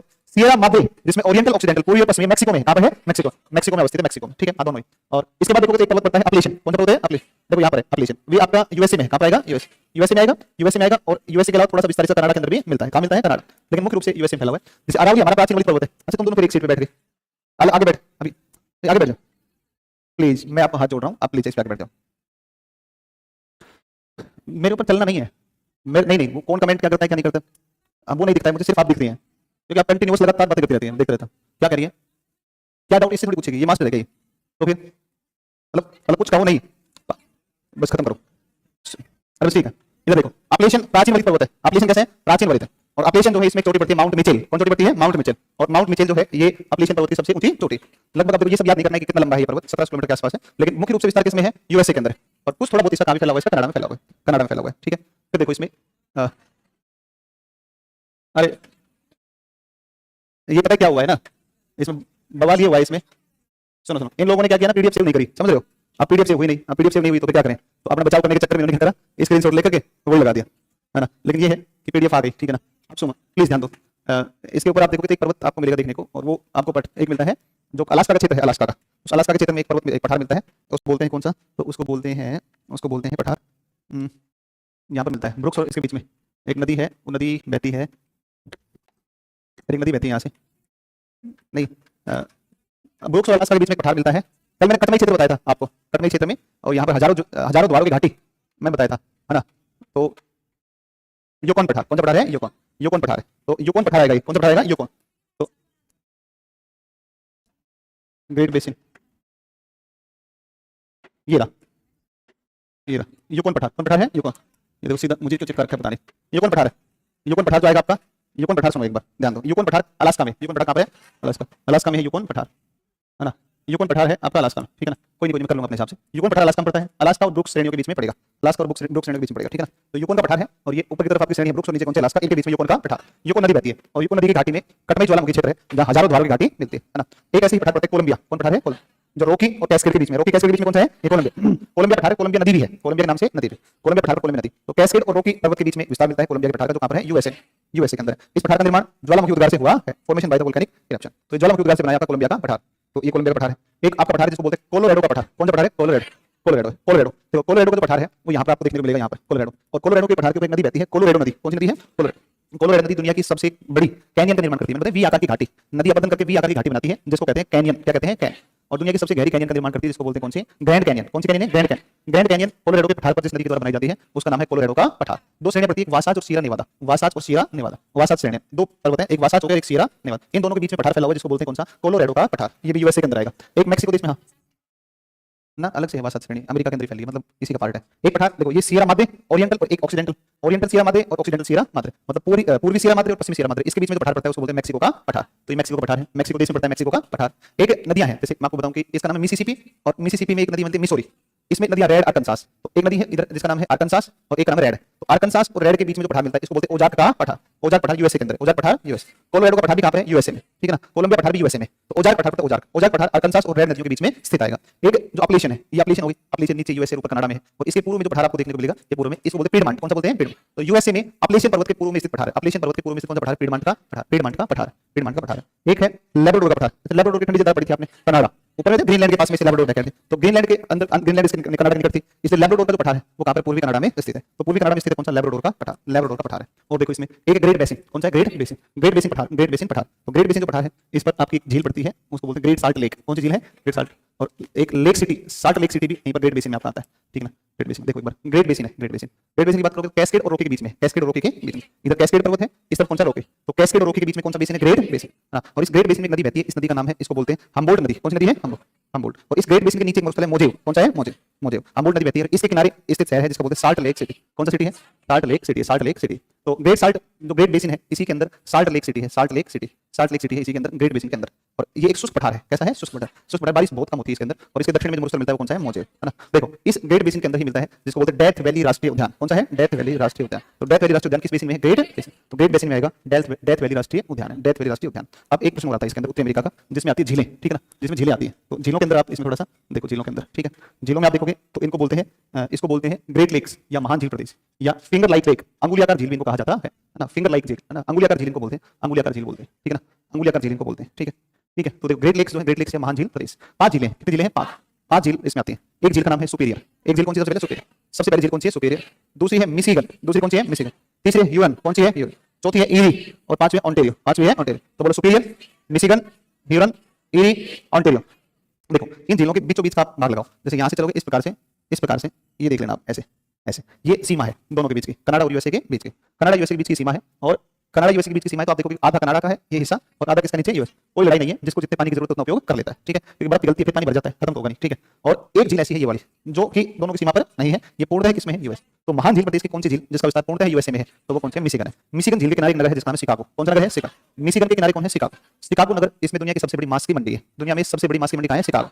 और शिकागो है, और जो शिकागो शहर है दुनिया की सबसे बड़ी मांस की मंडी होने के कारण इसको कहते हैं सिटी ऑफ बूचर्स, कसाईयों का शहर कहा जाता है। तो कसाईयों का शहर के रूप में कौन सा जाना जाता है? शिकागो। यहीं पर एक शिकागो नगर आ गया, है ना। विश्व धर्म सम्मेलन में विवेकानंद जी ने भाषण दिया था, और ये भी शिकागो। एक नगर पड़ता है मिलवाकी, कौन सा नगर है? मिलवाकी, मिलवाकी नगर पड़ता है। यहाँ पर एक नगर पड़ता है विंडसर पड़ता है, एक और पड़ता है बफेलो पड़ता है, रोचेस्टर पड़ता है, टोरंटो पड़ता है, कई सारे नगर इन झीलों के किनारे अवस्थित हैं, ग्रेट लेक्स के किनारे। एक नहर इन दोनों के बीच में है जो जोड़ती है, इसको बोलते हैं सू नहर। कौन सी नहर बोलते हैं? सू कैनाल है, सू नहर है, जो सू नहर है जोड़ती है ये सुपीरियर को और ह्यूरन से, सुपीरियर को ह्यूरन से जोड़ती है, सुपीरियर को ह्यूरन से जोड़ने का काम करती है सू नहर। अब देखो वो एक बात इसमें, अगला देखो नेक्स्ट, ये आप जो पर्वत है आपका जिसको बोलते हैं कौन सा? तो ये पर्वत आपका रोकीज। कौन सा पर्वत है? रोकीज। इस रोकीज पर्वत की अगर बात करोगे तुम,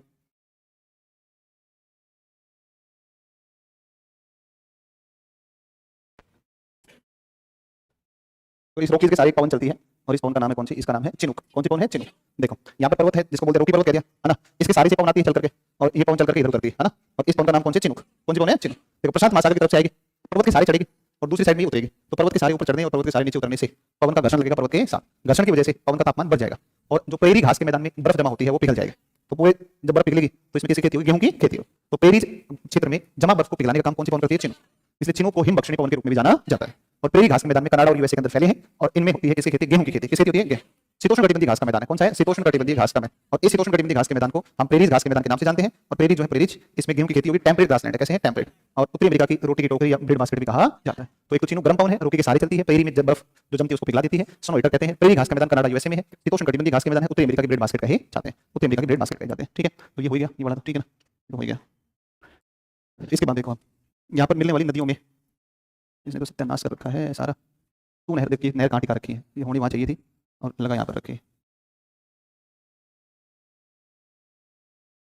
1 मिनट रुकना, अभी मैं थोड़ा सा इनको सीक्वेंस में लगाया है ना सारा, गड़बड़ करके भी सीक्वेंस में लगा रखा है। देखो सू नहर और एक कौन सी? वेलेंट नहर, है ना, सू नहर है और एक कौन सी है? वेलेंट नहर, सू और वेलेंट। ये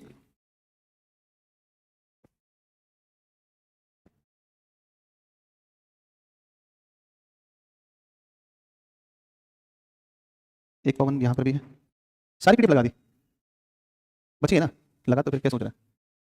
अरे यार हद है, मैं ढूंढ रहा हूँ उसको लगाएगा।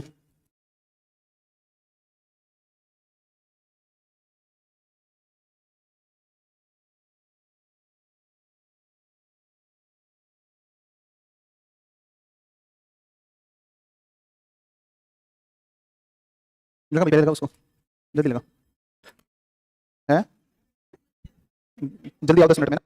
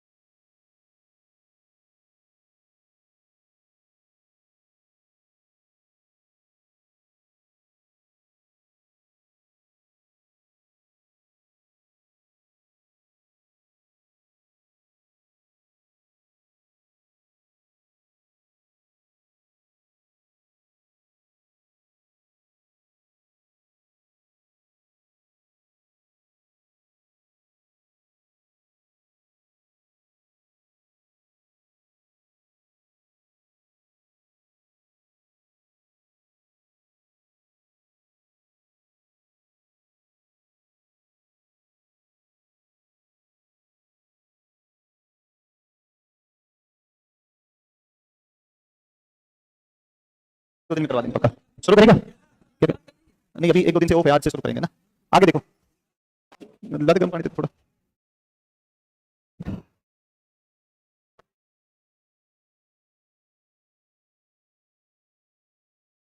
क्या हो गया।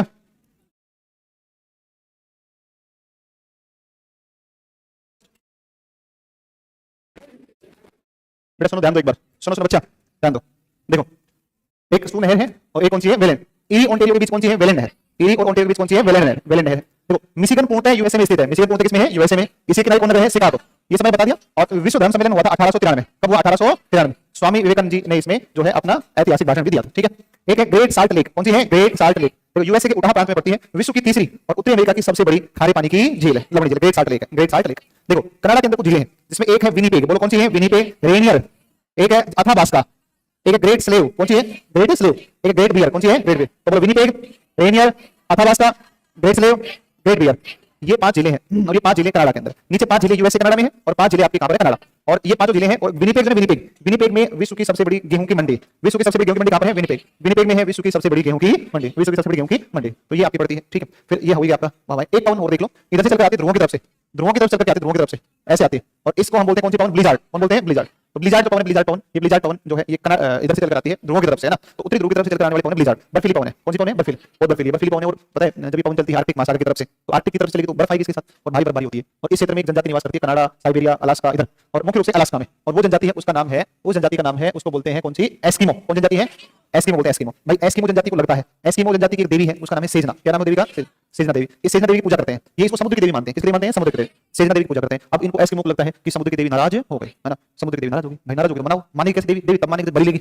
और सेजना देवी को बलि देने के लिए अपने इनके कबीले के अंदर जो सबसे बड़ा बूढ़ा होता है उसी को निपटा देते हैं निपटा देते हैं, बाबा तू जा, है ना। तो सबसे बुजुर्ग व्यक्ति को बलि देते हैं। वास्तव में भगवान से कोई लेना थोड़ी है। एक चीज बताओ, तो भगवान है वो क्यों जीव, जिसने अपने, एक बताओ कि जिसने सबको बनाया, या मां अपने बच्चे को मार सकती है कि नहीं, है ना। तो जब बच्चे को मां नहीं मार सकती, जिस भगवान ने सबको बनाया वो क्यों कहेगा कि मार के मुझे खिलाओ तुम, है ना। तो इसका बेसिक कॉन्सेप्ट ये होता है कि शीतकाल के दौरान संसाधनों की कमी हो जाती है, लकड़ी नहीं मिलेगी, खाना नहीं मिलेगा। तो अब जो सबसे बूढ़ा होगा अपने पास बोल लेता है काम, अब तो चल हमारे पास वैसे खाने का नहीं है, समझे नहीं समझे, उसको फिर भगवान के साथ में जोड़ करके भगवान को बदनाम कर दिया है कि नहीं, ऐसे हैं एक बूढ़ा निपटाते हैं।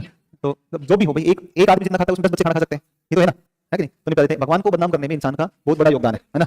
अभी आप देखो सावन होता है, तो सावन के समय में सब लोग पी के भांग, है ना, तो मतलब भगवान का प्रसाद बना दिया,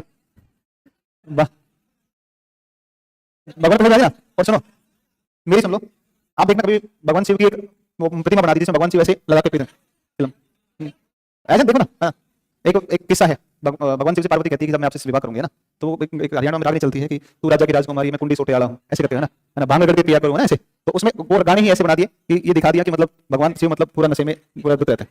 जबकि उसका बेसिक कॉन्सेप्ट ये था, एक्चुअल कॉन्सेप्ट उसका ये था कि भगवान शिव जिसने विश्व को धारण किया, वो हमारे अंदर जो कमियां हैं उनको भी धारण कर ले। इसके लिए भगवान शिव के ऊपर क्या किया जाता है कि उस तरह की भांग या फिर उस नशीली जो चीजें हैं वो चढ़ा देते हैं भगवान, कि उसका मतलब होता है कि ईश्वर जो आपने विष धारण कर लिया, तो हमारी बुराई को भी धारण कर लो। ये उल्टा कहते हैं, भगवान भी पीते हैं अपने, चलो कोई दिक्कत नहीं, उल्टा भगवान को भी बुरा कर दिया, है ना।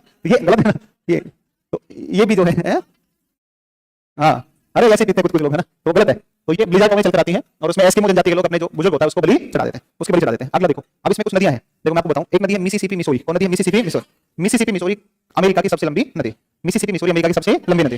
तो मिसिसिपी मिसोरी में एक मिलती है ओहायो, एक मिलती है टेनेसी, एक मिलती है अरकानसास, एक मिलती है रेड, एक अरकानसास और रेड, ओहायो, टेनेसी, अरकानसास, रेड, ये नदियां मिलती हैं। केवल यूएसए में बहती है, केवल यूएसए, है ना, केवल यूएसए में बहती है नदी। और मिसिसिपी मिसोरी उत्तरी अमेरिका की सबसे लंबी नदी है। इसके मुहाने पर एक नगर बसा हुआ है, उसका नाम है न्यू ऑरलियंस। कौन सा नगर है, न्यू ऑरलियंस। ये यहां पर वो स्लाइड है नहीं, तो मैं वैसे बता दे रहा हूं आपको ना। न्यू ऑरलियंस नगर बसा हुआ है इसके तो मुहाने के ऊपर, ठीक है ना। और पंजाकाल डेल्टा बनाती है मिसिसिपी मिसोरी, पंजाकाल डेल्टा बनाती है मिसिसिपी मिसोरी, पंजाकाल डेल्टा बनाएगी, ठीक है ना, पंजाकाल डेल्टा बनाएगी। एक और नदी है इसमें, इसका नाम है कोलंबिया। कौन सी नदी है, कोलंबिया की सहायक नदी है स्नेक। कौन सी सहायक नदी है, स्नेक। कोलंबिया नदी कोलंबिया पठार से बहती है, कोलंबिया नदी कोलंबिया पठार से। एक नदी है आपकी, एक नदी है जिसका नाम है कोलोराडो। कौन सी नदी है, एक नदी है कोलोराडो। तो देखो, एक तो हमने कहा कि सब मिसिसिपी मिसोरी, मिसिसिपी मिसोरी, तो मिसिसिपी मिसोरी ने कहा यूएसए की सबसे लंबी नदी, तो यूएसए मत कहो आप, उत्तरी अमेरिका की सबसे लंबी नदी, उत्तरी अमेरिका की सबसे लंबी नदी, लॉन्गेस्ट रिवर है, सबसे लंबी नदी, एक बात, सबसे लंबी नदी। दूसरी बात पर अगर चलें तो दूसरी बात पर है कि ये पंजाकाल डेल्टा, कैसा डेल्टा है, पंजाकाल डेल्टा, पंजाकाल डेल्टा। एक और इसमें चलें तो इसके मुहाने पर नगर है कौन सा, न्यू ऑरलियंस। कौन सा नगर है, न्यू ऑरलियंस, न्यू ऑरलियंस है। और इसके अलावा वो एक प्रश्न चले इस पर, तो इस नदी की एक बात और करता है इधर, तो इसकी सहायक नदियों के अंदर एक नदी आती है ओहायो। कौन सी आती है, ओहायो।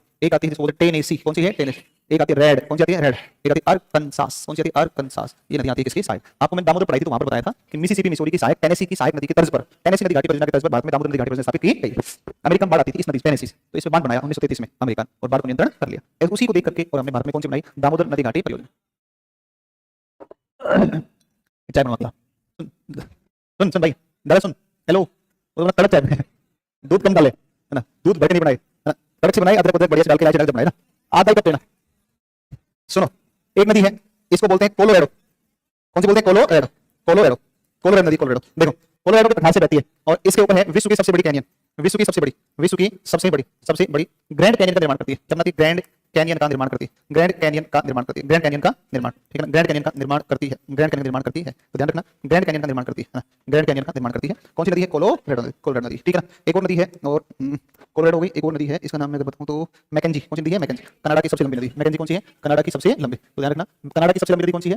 कनाडा की सबसे लंबी, नोट्स में मिल जाएगा सब ना, मैं सिर्फ लिख दे रहा हूं सबसे लंबी नदी, तो मैकेंजी जो है कनाडा की सबसे लंबी नदी, मैकेंजी, मैकेंजी। और देखो इसमें 3 नंबर हो गई ना, 4 नंबर, 4 नंबर पे एक नदी देखो इसमें देखिए, इसमें कोलंबिया, कोलंबिया पठार से बहते हुए प्रशांत महासागर में गिरती है। ये बड़ा प्रश्न बहुत इंपॉर्टेंट है, ग्रैंड कूली। कौन सा डैम है? ग्रैंड। इसके ऊपर कौन सा डैम बना हुआ है? ग्रैंड कूली बांध। कौन सा बांध है? ग्रैंड कूली, ग्रैंड कूली बांध बना हुआ है। इसकी एक साइड नदी है, इसकी एक साइड जिसका नाम स्नेक। कौन सी है? स्नेक, स्नेक नदी। देखो इधर जैसे इसमें आप देखोगे तो यहाँ से आपका ये जो है, ये यहाँ से आपका ये है ना, ये यहाँ से आपका ये यहाँ से, तो यहाँ से नदी आती है आपकी, और इसको बोलते हैं कौन सी? इसको बोलते हैं कौन सी? इसको बोलते हैं रायो ग्रांडो। कौन सी नदी गिरती है? रायो। तो इधर मैक्सिको है, नीचे कौन सा है? ऊपर कौन सा है? यूएसए। तो मैक्सिको और यूएसए इनके बीच में जो सीमा बनाती है वो कौन सी नदी? रायो ग्रांडो। रायो ग्रांडो का ये सबसे इंपॉर्टेंट प्रश्न है। रायो ग्रांडो या रियो ग्रांडो नदी कहते हैं। इसका सबसे इंपॉर्टेंट प्रश्न ये है कि ये नदी कनाडा, अमेरिका और यूएसए के बीच का बनाएगी सीमा। अमेरिका यूएसए के बीच सीमा कौन बनाती है? रायो ग्रांडो। रायो, अरे मैक्सिको यूएसए, मैक्सिको और यूएसए इनके बीच सीमा बनाती है कौन सी? रायो ग्रांडो, रायो ग्रांडो। एक नदी हडसन। कौन सी नदी है? हडसन नदी के मुहाने पे एक द्वीप पड़ता है, उसका नाम है लॉन्ग। कौन सा द्वीप पड़ता है? लॉन्ग। और लॉन्ग द्वीप के ऊपर एक नगर बसा हुआ है, न्यूयॉर्क। कौन सा नगर बसा हुआ है? न्यूयॉर्क। तो न्यूयॉर्क जो नगर है ना, न्यूयॉर्क नगर, वह न्यूयॉर्क नगर किस नदी के मुहाने पर है? तो ये हडसन नदी के मुहाने, हडसन नदी के मुहाने पर है, ठीक है ना। और क्षेत्रफल की दृष्टि से सबसे बड़ी झील कौन सी है? सुपेरियर, फिर ह्यूरन, मिशिगन, ईरी, ओंटारियो, है ना। तो और पश्चिम से पूर्व चलोगे तो देखो क्षेत्रफल में आएगी सुपेरियर, ह्यूरन, फिर नीचे मिशिगन। लेकिन पश्चिम से चलोगे पूर्व की तरफ तो आएगी आपकी कौन सी? तो पश्चिम से पूर्व की ओर आपकी आएगी जिसको बोलते हैं कौन सी? जिसको बोलते हैं भाई, तो देखो ऐसे चलोगे आप तो क्षेत्रफल में आप आओगे तो सुपेरियर फिर ह्यूरन आती है। लेकिन पश्चिम से चलोगे तो पहले सुपेरियर, फिर मिशिगन, फिर ह्यूरन, फिर ईरी, फिर ओंटारियो। तो दिशा में तो पहले कौन आती है? तो दिशा के क्रम में तो पहले आती है कौन सी? मिशिगन। लेकिन क्षेत्रफल के क्रम में पहले आती है ह्यूरन। समझ में आई बात? तो क्षेत्रफल में सुपेरियर, ह्यूरन, मिशिगन, और दिशा में सुपेरियर, मिशिगन और ह्यूरन, ऐसे आते हैं ये जिले, ठीक है ना, ऐसे आती है। तो ये लगभग हमारा समाप्त हो गया कौन सा? उत्तरी अमेरिका। छोटा ही था, हम उत्तरी अमेरिका को कुछ चीज आपको दिखा सकता हूं, आपको देखकर लगेगा हे भगवान सर ये क्यों नहीं बताओ कितना सब, ये तो आप छोड़ रहे हो, स्किप कर रहे हो। तो मैं सुन लो एक बार, देखो पहली बात ये तो मैं बता रहा हूं आपको, एस्किमो। देखो एस्किमो को एन्यूटिया रेड इंडियन भी कहा जाता है। अलास्का, कनाडा, ग्रीनलैंड और पूर्वी साइबेरिया में निवास करते हैं। इनके द्वारा बनाए जाने वाले घर क्या कहलाते हैं? इग्लू कहलाते हैं। ये बड़ा इंपॉर्टेंट प्रश्न है, इग्लू। बर्फ के घर बनाते हैं क्या कहलाते हैं? इग्लू। एक जीव होता है, कुत्ते की तरह होता है, कुत्ता नहीं होता है लेकिन उसके जैसे होता है, भेड़िया की तरह होता है, आप मान लो। इसको बोलते हैं रेंडियर। कौन बोलते हैं? रेंडियर, कुत्ते से बड़ा रेंडियर। और ये जो गाड़ी है इसको बोलते हैं स्लेज। क्या बोलते हैं सर? 5-6 प्रकार के 5-6 ये जो रेंडियर है ना, ये बांधते हैं इसके आगे और वो खींचता है। तो ये चलने का जो काम है, गाड़ी चलाता है, स्लेज कौन खींचता है? रेंडियर। एक ये हथियार देखो इनके हाथ में, ये हार्पून ऐसा हथियार होता है, इसमें बर्फ में ऐसे मार के उसमें मछली निकाल लेते हैं, ठीक है ना। हार्पून नामक हथियार, हार्पून हथियार से मछली का शिकार करते हैं। सेजना देवी की पूजा करते हैं, समुद्र की देवी कहलाती है। रेंडियर कुत्ते पालते हैं जिनसे स्लेज गाड़ी खींची जाती है। और देखो सर्दियों में तो बर्फ के घर बनाते हैं, लेकिन गर्मी में तो बर्फ के घर नहीं बनाएंगे क्योंकि पिघल जाएगी बर्फ। तो गर्मियों में फिर लकड़ी के जो घर बनाते हैं उनको बोलते हैं ट्यूपिक। क्या बोलते हैं? ट्यूपिक, ट्यूपिक बोलते हैं, ट्यूपिक बोलते हैं, ट्यूपिक बोलते हैं। अब आप देखो यहाँ से ये पौनी चल कर आती है, देखो ये कौन सी पौनी है? ब्लिज़ार्ड। कौन पौनी है? ब्लिज़ार्ड। देखो ये अलास्का की तरफ आ रही है, कनाडा की तरफ आ रही है, ग्रीनलैंड की तरफ जा रही है, साइबेरिया की तरफ आ रही है, यूरोप की तरफ आ रही है। देखो चारों तरफ उत्तरी ध्रुव की तरफ महाद्वीप है ना, यूरोप महाद्वीप, एशिया महाद्वीप, उत्तरी अमेरिका, ग्रीनलैंड, तो ये ध्रुवों से चलती है चारों तरफ। तो ये ब्लिज़ार्ड पौनी जो है ना वो दोनों ध्रुवों पर चलती है, दक्षिण ध्रुव में चलती है और उत्तरी ध्रुव में। जब सूरज दक्षिण में होगा तो उत्तरी ध्रुव पर चलेगी, और जब सूरज उत्तर होगा तो ये दक्षिण ध्रुव पर चलेगी। स्थानीय पवन है, ठंडी पवन है, बर्फीली पवन है, कौन सी? ब्लिज़ार्ड, ठीक है, ये पवन है। अब देखो मोजे मरुस्थल पड़ता है, और मोजे मरुस्थल पड़ता है कहां पर है? कैलिफोर्निया। यूएसए किसमें? कैलिफोर्निया। और यूएसए और मैक्सिको में मरुस्थल सोनोरन। कौन मिलता है? सोनर। यूएसए में भी है और कहां पर भी है? मैक्सिको। यूएसए और मैक्सिको। एक है पापागयो, एक कौन सी पवन है? पापागयो।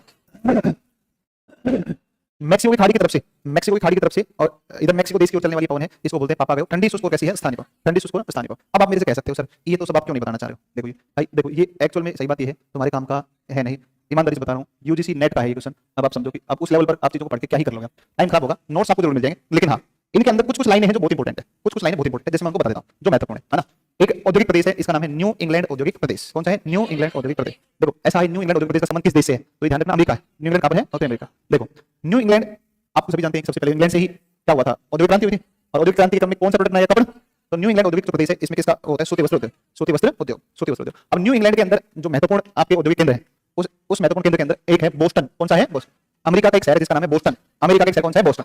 बोस्टन नगर में सूती वस्त्र उद्योग का विकास हुआ है, और बोस्टन को यूएसए का मैनचेस्टर कहा जाता है। यूएसए का मैनचेस्टर, तो यूएसए का जो मैनचेस्टर है ना, वो यूएसए का मैनचेस्टर किसको कहा जाता है? बोस्टन। किसको कहा जाता है? बोस्टन। तो बोस्टन को यूएसए का, या बोस्टन को यूएसए का क्या कहते हैं? मैनचेस्टर। आई बात समझ में? तो आपको 2 पॉइंट आपको काम के मिले, एक तो न्यू इंग्लैंड औद्योगिक प्रदेश, और लास्ट क्लास है न्यू इंग्लैंड औद्योगिक प्रदेश, एक तो अमेरिका के अंदर है, दूसरा बोस्टन नगर है, और बोस्टन क्या है? ये यूएसए का मैनचेस्टर। देखो और नगर है, लोवेल है, न्यू बेडफोर्ड है, प्रोविडेंस है, फॉल रिवर, तुमसे याद हो तो कर लेना, मुझे तो याद नहीं होता है जल्दी से, है ना। तो मैंने तो पढ़ाना होता है, तो मैं बैठ के जाता हूं, फिर पढ़ाता हूं जाके, समझे। तब याद होता है, लेकिन नहीं होंगे यार। एक ही ध्यान रखना है, न्यू इंग्लैंड औद्योगिक प्रदेश अमेरिका के अंदर है। न्यू इंग्लैंड औद्योगिक प्रदेश जो आपको पड़ेगा, उस न्यू इंग्लैंड औद्योगिक प्रदेश में आपका मुख्य नगर कौन सा है? बोस्टन, यूएसए का मैनचेस्टर कहलाता है। एक बात, ऐसे एक औद्योगिक प्रदेश है जिसका नाम है न्यू हडसन मोहावक घाटी। न्यू हडसन मोहावक घाटी औद्योगिक प्रदेश, या इसी का नाम है मध्य अटलांटिक औद्योगिक प्रदेश। मध्य अटलांटिक औद्योगिक प्रदेश, देखो ये तो हो गया आपका कौन सा? न्यू इंग्लैंड हो गया, ये आपका मध्य अटलांटिक हो गया, ठीक है। यहाँ पर बोस्टन नगर बसा हुआ है, यहाँ पर पड़ता है एक न्यूयॉर्क फिलाडेल्फिया, है ना, एक न्यूयॉर्क और एक कौन सा है? फिलाडेल्फिया। तो न्यूयॉर्क और फिलाडेल्फिया, इसको देखो एक बार, इसको देखो, न्यूयॉर्क और फिलाडेल्फिया। देखो न्यूयॉर्क, न्यूयॉर्क में हुआ है न्यूयॉर्क सूती वस्त्र उद्योग और पोशाक उद्योग। सूती वस्त्र, पोशाक और प्लास्टिक नहीं रखना है, लेकिन ध्यान रखना न्यू हडसन, हडसन बताया ना, हडसन नदी बताई, तो इसके हडसन की खाड़ी भी है, हडसन नगर भी है। तो देखो न्यू जर्सी, आपने गड़बड़ नहीं करी, अरे सभी लग जर्सी पहन ले, नहीं बोलते। अच्छा गाय भी होती है, जर्सी गाय, तो जर्सी स्वेटर बनाने का काम, पोशाक उद्योग का काम होता है कहां पर? न्यू जर्सी, जो कहां है? अमेरिका का है, उसी के नाम पर बोलते हैं न्यू जर्सी, या जर्सी पहन लो, जर्सी खरीद लाए। बड़े बुजुर्ग जर्सी बोलते हैं, अपने स्वेटर बोलने लगे, है ना। हाँ जर्सी बोलते हैं स्पोर्ट्स के। अच्छा उस स्पोर्ट ड्रेस को जर्सी बोलते हैं, इसका मतलब वो कहां पर बना हुआ है? न्यू जर्सी का बना हुआ प्रोडक्ट है, वहां का प्रोडक्ट है, इसलिए उसका नाम पड़ा है न्यू जर्सी। तो देखो फिलाडेल्फिया बहुत इंपॉर्टेंट है, फिलाडेल्फिया। फिलाडेल्फिया की सड़कों पर लोग बाग आपको यूं ही पड़े हुए मिल जाएंगे सड़कों के ऊपर, नशे में धुत रहते हैं, नशे का बहुत बड़े स्तर पर कारोबार है, समझे नहीं समझे भाई? एक बात बताओ, कोई देश दूसरे को मारने के लिए परमाणु बम रखेगा अपने पास, तो इस बात का खतरा सदैव बना रहेगा कि अगर अपने यहाँ फट गया तो हो सकता है फट भी जाए। कौन बड़ी बात है? चेरनोबिल की घटना हुई थी अमेरिका, कहां पर फटा? यूक्रेन में ना, फट गया था ना वो, बताओ। भोपाल गैस त्रासदी हुई भाई, मिथाइल आइसोसाइनाइड, ऐसे ही ना, नाम याद रखना है। तो अगर वो अब जब हम उस तरीके का काम कर रहे हैं तो संभावना भी है और नुकसान भी हो जाता है कई बार, है कि नहीं?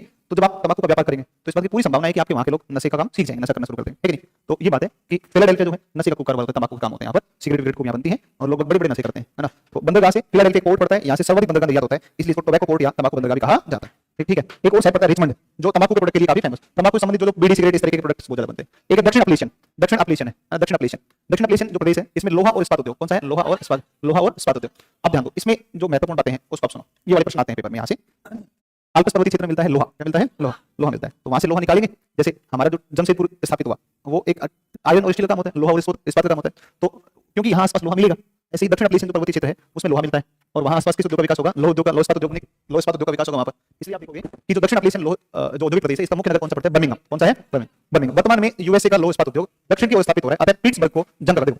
अमेरिका में सबसे पहले जहां जिस स्थान पर लोह इस्पात उद्योग का विकास हुआ उस स्थान का नाम है पिट्सबर्ग। कौन सा है? पिट्सबर्ग। ध्यान रखना, अमेरिका में जहां सबसे पहले लोह इस्पात उद्योग का विकास हुआ वो कौन सा है? पिट्सबर्ग। पिट्सबर्ग में सबसे पहले लोह इस्पात उद्योग का क्या हुआ? विकास हुआ, ठीक है। एक बात, लेकिन एक लिमिट होती है ना कि एक सीमा के बाद में उस क्षेत्र का पूरा लोहा खत्म हो जाएगा। क्योंकि जब पूरा लोहा खत्म हो जाएगा तो अब वहां से जो उद्योग होंगे, लोग वहां से अपनी फैक्ट्री हटाएंगे और वहां से फैक्ट्री हटा के ऐसी जगह ले जाएंगे जहां पर लोहा प्राप्त होता है। तो अब धीरे धीरे क्या हुआ कि पिट्सबर्ग का सारा लोहा समाप्त, आसपास का, और लोह इस्पात समाप्त हो गया, तो वहां से उठ करके और दक्षिण की ओर लोह इस्पात उद्योग क्या हो गया? स्थानांतरण हो गया। और चूंकि अब पिट्सबर्ग में लोह इस्पात से संबंधित कारखाने नहीं बचे हैं या बहुत कम है, ना बराबर है, इसी वजह से हम कहते हैं कि पिट्सबर्ग में क्या लग गया? जंग लग गया। समझे नहीं समझे? तो पिट्सबर्ग को जंग का कटोरा कहा जाता है। आई बात समझ में? क्योंकि पिट्सबर्ग के आसपास लोहा समाप्त, सारे उद्योग वहां से स्थानांतरित होकर कहां हो गए? दक्षिण की ओर, इसलिए पिट्सबर्ग कहलाता है, इसका जंग का कटोरा कहलाता है। पिट्सबर्ग को लोह इस्पात उद्योग की राजधानी कहा जाता है। पिट्सबर्ग जो है वो लोह इस्पात उद्योग की राजधानी, क्योंकि सबसे पहले लोह इस्पात उद्योग की क्या हुई यहाँ पर स्थापना। जैसे अमेरिका के नगर है डेट्राइट, कौन सा नगर है? डेट्राइट। दुनिया में सर्वप्रथम जो मोटर गाड़ी उद्योग है वो सबसे पहले मोटर गाड़ी उद्योग कहां विकसित हुआ? डेट्राइट। इसलिए मोटर गाड़ी उद्योग की राजधानी कौन सा है? डेट्राइट है। विश्व में सबसे पहले लोह इस्पात सूती वस्त्र उद्योग विकसित हुआ इंग्लैंड के अंदर, मैनचेस्टर, इसलिए मैनचेस्टर क्या है? सूती वस्त्र उद्योग की राजधानी। समझे समझे? तो ये ध्यान रखना, पिट्सबर्ग विश्व में लोह इस्पात उद्योग की कहलाती है राजधानी। और भारत में लोह इस्पात उद्योग की शुरुआत होती है टिस्को, 1907 स्थापना हुई टिस्को में, इसलिए भारत का पिट्सबर्ग कौन सा कहलाता है? जमशेदपुर। कौन कहलाता है? जमशेदपुर। ये भारत का पिट्सबर्ग है, भारत का पिट्सबर्ग जमशेदपुर। आई बात समझ में? लिंक कर पाए नहीं कर पाए? ऐसे देखोगे एक प्रशांत तटीय औद्योगिक प्रदेश, प्रशांत तटीय औद्योगिक प्रदेश, इसमें देखोगे एक नगर पड़ता है लॉस एंजल्स। कौन सा पड़ता है? Los angels. और यहाँ पर विकास हुआ है हॉलीवुड का। क्या है? जैसे बॉलीवुड बोलते हैं तो बॉलीवुड कहाँ पे? मुंबई। बॉलीवुड का है मुंबई, और हॉलीवुड का है लॉस एंजल्स। हॉलीवुड कहाँ पर है? Los Angeles. लॉस एंजल्स में फिल्म इंडस्ट्री है। क्या है? Film industry. तो ये सैन फ्रांसिस्को, कौन सा पड़ता है? San Francisco. इसे कहते हैं सिलिकॉन। देखो यहाँ पर पड़ता है सिलिकॉन वैली। क्या कहते हैं? सिलिकॉन। जैसे मान लो एक जिला लेते हैं कटिहार, और कटिहार जिले के अंदर कोई कोचिंग इंडस्ट्री हब बन जाए, कोई जैसे कोई कोचिंग, कई सारी कोचिंग ऐसा स्थान हो जहां पर बच्चे कोचिंग करने आते होंगे, तो आप कह दोगे कि कटिहार के फला स्थान को बिहार का मुसल्लापुर हाट कहा जाता है, क्योंकि इसके साथ उसकी क्या करती हमने? तुलना करती। तो वही ध्यान रखना कि सिलिकॉन वैली क्षेत्र है, वहां पर कंप्यूटर उद्योग का क्या हुआ? विकास हुआ। जिस प्रकार अमेरिका के सिलिकॉन वैली में कंप्यूटर उद्योग विकसित हुआ, उसी प्रकार भारत में कंप्यूटर उद्योग कहां पर विकसित हुआ? बेंगलोर। इसलिए बेंगलोर को भारत की सिलिकॉन वैली के नाम से ध्यान रखना। तो दोनों का ध्यान रखना, लॉस एंजल्स और सैन फ्रांसिस्को। लॉस एंजल्स इसलिए याद रखना क्योंकि हॉलीवुड है, और सैन फ्रांसिस्को इसलिए याद रखना क्योंकि सिलिकॉन वैली। और सिलिकॉन वैली में किसका विकास हुआ है? कंप्यूटर इंडस्ट्री का क्या हुआ? विकास हुआ, ठीक है ना। मैं आपको वही बात बता रहा हूं, तो सीधी टू द पॉइंट काम की, ठीक है ना। देखो, और मिशिगन झील के आसपास शिकागो लोह इस्पात उद्योग होता है, मांस की मंडी है सबसे बड़ी, ठीक है ना। और जरा याद नहीं रखना है। इधर आप देखोगे तो यहाँ पर नगर पड़ता है कौन सा? डेट्राइट, इरी झील के तट पर। डेट्राइट इरी झील के तट पर मोटर गाड़ी उद्योग का क्या हुआ है? विकास। इसलिए विश्व में मोटर गाड़ी उद्योग की राजधानी किसे कहते हैं? डेट्राइट। तो डेट्राइट विश्व में मोटर गाड़ी उद्योग की क्या है? राजधानी। देखो ये मैंने बता दिया बोस्टन आपको, है ना, बोस्टन आपको बता दिया। और देखो ओहायो घाटी, मैंने बताया मिसिसिपी मिसौरी की साइड नदियां, ओहायो, टेनेसी, रेड, आर्कांसास, तो ओहायो नदी की घाटी में भी विकास हुआ है। जैसे पिट्सबर्ग में मिलता है, पिट्सबर्ग, ये पिट्सबर्ग किस नदी की घाटी में मिलता है? ओहायो घाटी में मिलता है, बाकी नहीं याद करना है। तो यूएसए कुछ और नाम है, जैसे मैं आपको बताऊं बफेलो, ये सुपीरियर के किनारे लोह इस्पात, डुलुथ लोह इस्पात, हार्टफोर्ड वायुयान, इसको ध्यान रखना, हार्टफोर्ड, है ना, एरोनॉटिक्स इंडस्ट्री। हार्टफोर्ड कौन सा है? Aeronautics industry. बाकी सब काम के नहीं है, सब बाकी काम के नहीं है, ठीक है ना, ये सब काम। एक ही देख लेना, ह्यूस्टन, कौन सा है? ह्यूस्टन, इसमें क्या मिलती है? Petroleum refine. रोचेस्टर में घड़ी और कैमरा, घड़ी और कैमरा। कनाडा के अंदर मिलते हैं, यस, देखो विंडसर, है ना, कनाडा के अंदर कौन मिलता है? विंडसर। इसे कनाडा का कहते हैं डेट्राइट। डेट्राइट कहने का मतलब मोटर गाड़ी उद्योग, डेट्राइट का मतलब मोटर गाड़ी उद्योग। टोरंटो में वायुयान, सर्निया में रिफाइनरी, मॉन्ट्रियल के अंदर, यस, ध्यान रखना, मॉन्ट्रियल में कागज उद्योग, जलियान उद्योग और वायुयान उद्योग, ठीक है ना। ओटावा कनाडा की राजधानी है, कागज और लुगदी उद्योग। बैंकूवर में लकड़ी उद्योग, क्यूबेक में जल यान, बैंकूवर देख लेना थोड़ा सा, लकड़ी उद्योग बैंकूवर का, ठीक है ना। हैलिफैक्स और जॉन्स नगर, हैलिफैक्स ये मत्स्य होता है। हैमिल्टन लो इस्पात उद्योग, ये ध्यान रखना, हैमिल्टन को याद रखना है, लो इस्पात उद्योग, लो इस्पात उद्योग है हैमिल्टन के अंदर, हैमिल्टन। तो ये आपका अच्छा खरीद बच गई इसमें। हाँ देखो, लोहा मिलता है सुपीरियर झील के आसपास, लोहा का मिलता है सुपीरियर झील के आसपास, काफी मिलता है ना। एक अल्बामा क्षेत्र पड़ता है दक्षिण अपलेशियन, है ना, अल्बामा का पड़ता है दक्षिण अपलेशियन। कोयला पेंसिल्वेनिया, देखो कोयला पेंसिल्वेनिया यूएसए के अपलेशियन पर्वत में, एंथ्रेसाइट और बिटुमिनस, एंथ्रेसाइट और बिटुमिन। देखो सबसे पहले दुनिया में पेट्रोलियम की जो खोज हुई वो यूएसए में सबसे पहले 1857 में। आप एक बात समझो, अमेरिका आगे क्यों नहीं होगा बताओ, अपने आप आगे होगा, क्योंकि जब हम 1857 की क्रांति कर रहे हैं तब तो वो पेट्रोलियम खोज ले रहा है। आप समझो यार कितना पहले, आप 90 साल, उसके अंदर जब उसने पेट्रोल की खोज करी उसके 90 साल बाद हमें आजादी मिली। आजाद हुए 90 साल, तो समझिए वो हमसे 100-150 साल आगे, 100 साल आगे। आज से 100 साल बाद भारत कैसा होगा, आप इमेजिन करके देखो यार, समझ के देख लो ना आप, भारत 90 साल बाद 100 साल बाद कैसा होगा। तो 2035 नहीं, 100 साल नहीं, 2135, 2135 आप समझो कब 10 होगा, आज से 100-110 साल बाद 2125 के अंदर। मेरी बात समझ पाए ना। अरे भाई पहले 1925 आया था, आज आया ना 2025, तो 1925 में था, उससे आज कुछ होता रहेगा, सब कुछ अलग है। और जब 2125 आएगा, समझो बात, ठीक है। और देखो संसाधन सीमित होते हैं, तो अमेरिका ने अपने संसाधनों का अधिकतम उपयोग कर लिया। भाई जितना उपयोग करना था पेट्रोलियम, कोयला, किसी भी देश की आर्थिक वृद्धि वहां पर मिलने वाले ऊर्जा संसाधनों पर निर्भर करती है कि नहीं। तो अब भारत में बहुत सारा काम होना बाकी है ना। जैसे हमारे पास में सीमित संसाधन है, कोयला सीमित है, जबकि एंथ्रेसाइट कोयला मिलता ही नहीं है, बिटुमिनस और लिग्नाइट मिलता है कि नहीं, और वो भी एक समय पर समाप्त हो जाएगा। पेट्रोलियम भी वही है। तो आप किस पर डिपेंडेंसी, सोलर विंड एनर्जी आसान नहीं है प्राप्त करना, आसानी से नहीं है, बड़ी बड़ी पवन चक्कियां, उससे ध्वनि प्रदूषण होता है बहुत बड़े लेवल के ऊपर। फिर बड़ा क्षेत्र चाहिए, खुला एरिया चाहिए जहां हवाई तेज गति से चल सके, मरुस्थल, तटीय प्रदेश, वो भी हर जगह अवेलेबल नहीं है, तो सोलर है। इसलिए सोलर का उपयोग अपने करें, सभी लोग सोलर लगवा लो घर में ना। हम हैं किसके क्या चीज, सोलर है, हाँ लगवा लो घर पे, छत पे। सरकार लगाती है गलियों के अंदर सोलर प्लेट लगाती है ना, solar lights, street light, battery चले जाते हैं लोग। हाँ सही में, इस मानसिकता से जब तक देश नहीं उभरेगा, आप समझो कि कई लोगों की उम्र 50 साल है, ठीक है, और पेंशन मिलती है मान लो 60 साल से, तो वो 800 रुपया 500 रुपया पेंशन के लिए, उस पेंशन के लिए वो अपनी उम्र कोई 50 साल से 60 साल करवा लेते हैं। मैं कल वो हमारा नहीं पता मोहल्ले में हमारे कोई है उसने 5-6 साल पहले ही अपनी उम्र को आगे पीछे करवा के पेंशन बनवा ली, वो 500 रुपये मिलते थे उस समय पर। तो इस तरीके के लोग इस मानसिकता जब तक नहीं उभरेंगे, जब तक बात, मैंने तो अभी लगवा लिया 5 किलोवाट का लगवा लिया, 2.5 लाख रुपया तो लगा, लेकिन 5 किलोवाट का लग गया, सोलर का सिस्टम लग गया ना। अभी उस पर सब्सिडी नहीं ली, नहीं सब्सिडी नहीं ली, वो जाना है उसमें। मैं उसमें 2 सिस्टम होते हैं, एक होता है ऑन ग्रिड, होता है एक होता है ऑफ ग्रिड। तो हमने जो लगवाया वो कौन सा है, ऑफ ग्रिड है। और ऑन ग्रिड लगवाएंगे, ऑन ग्रिड लगवाएंगे ना तो उसमें सब्सिडी लेंगे उसमें। और वो मैंने उसमें तो अरे 50-60 हज़ार रुपया तो वैसे बच जाएगा उसमें, 50,000 करीब, वो जीएसटी नंबर से लिया है ना, तो उसमें जैसे जीएसटी नंबर लगाते तो 18% जीएसटी रिटर्न हो जाएगा, तो जीएसटी वापस आएगा तो उसमें पैसा बच जाएगा काफी, 40-50 हज़ार बच जाएगा ना। लेकिन 5 किलोवाट ज्यादा होता है ना, ज्यादा होता है ना 5 किलोवाट, काफी होता है 5 किलोवाट, तो वो 2-2.5 लाख रुपया है। तो हमारे घर में हर महीना बिल आता है 4,000, 4,500, 4,500, तो 5 साल में चलो पैसा वसूल हो जाएगा। मान लो 5 साल अगर चल गया वो, तो 5 साल में पैसा वसूल हो गया सारा। अब 5 साल में पैसा आ गया तो सोलर प्लेट तो 25-30 साल चलती है, क्योंकि उसमें मूविंग पार्ट नहीं होता है। सोलर प्लेट में कुछ मूव करता है क्या ना, तो मूविंग पार्ट नहीं होने की वजह से सोलर प्लेट्स की जो एज है वो 25-25 साल होती है। सबसे ज्यादा चलने वाली मशीन सोलर प्लेट ही है, क्योंकि बाकी तो सब गाड़ी है तो पुर्जे घिसेंगे, उसमें कुछ घिसता नहीं है, इसलिए बैटरी बार-बार गर्म ठंडी होती है तो वो भी खराब हो जाती है, लेकिन सोलर प्लेट खराब नहीं होती जल्दी से। अब हाँ बैटरी चेंज होती है 5-4 साल में, कर देंगे 4 बैटरी का लगवा दिया। और घर में दिक्कत होती थी ज़्यादा स्टूडियो की, लाइट जल जाती थी ना, तो वो जो ऑनलाइन का सेटअप लगा वो बंद हो जाता, उसके लिए लगवाया था, बार 2 साल से दिक्कत हो गई थी, तो अब की बार फिर पूरा सोलर ही लगवा दिया, सही हो गया काम। लेकिन महंगा बहुत पड़ा है, 2.5 लाख रुपया। मैंने तो पूछा ही रेट नहीं पूछा उससे जिसने लगाया है ना, मैंने तो उसने मेरे बढ़िया वाला लगा दो, तो बोला कि बढ़िया वाला लगा देंगे, तो मैंने लगा दो कोई बात नहीं। तो अब मैंने कल उससे पूछा मैंने कितना पैसा बनेगा, बोल 2.5 लाख। मैंने कहा है 2.5 लाख, पैसा बहुत थोड़ी है, कहाँ से पैसा बहुत होगा ये बताओ। हाँ सही बात है, पैसा वैसा नहीं भाई, सही मेरे पास सच में सेविंग नहीं है, कुछ भी कोई सेविंग नहीं मेरे पास, 0 पैसा सेविंग है। बर्चर क्या करके, बर्चर ने बहुत पैसे रखे हैं, बर्चर के पापा क्या करते पूछना एक बार, नौकरी में थे शायद, क्या बताया हमें नहीं बताते हैं। अरे ठीक है, मम्मी पापा दोनों, पापा हाँ तो उनके पापा नौकरी में थे ना कुछ, हाँ तो रेलवे में मतलब, हाँ जिसमें भी होंगे, हाँ वही है ना। देखो अरे हर व्यक्ति की अपनी अपनी अलग अलग परिस्थितियां होती है, तो भारत सर का ठीक है यार, सहारा तो होता ही नहीं। पिताजी देखो एक मेंटली आदमी के ऊपर प्रेशर नहीं होता है कि चलो पिताजी नौकरी में है ना, हर महीने तनख्वाह आएगी होता है थोड़ा सा, तो अच्छा हाँ अब तो रिटायर करिए, वो खुद भी तो अच्छा सही है, तो अच्छी बात है।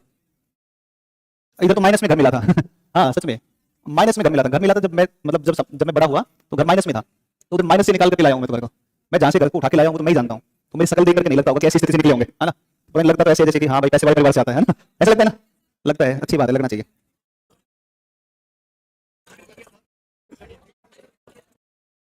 ठीक है ठीक है ठीक है। अब भारत सरकार वो इकोनॉमिक्स के टीचर है, तो उनका वो इन्वेस्टमेंट भी करते हैं पैसा इधर शेयर मार्केट, है ना। वो मुझे बता रहे थे एक दिन कि बोले कि मैंने इतना पैसा लगा रखा है उसमें शेयर मार्केट का कुछ ऐसा ही पैसे, तो उससे उतना पैसा आ जाता है, तो उससे घर का काम चल जाता है। मैंने कहा सर आप मत बताओ हम ठगा जाएंगे कहीं आपके देखो देख लगा, लेकिन मैंने भी लगाया एक बार पैसा, ठीक है नहीं ना मैंने 18,000 रुपये टोटल इन्वेस्ट किया, 18,000 इन्वेस्ट करके मुझे 6,000 का प्रॉफिट हुआ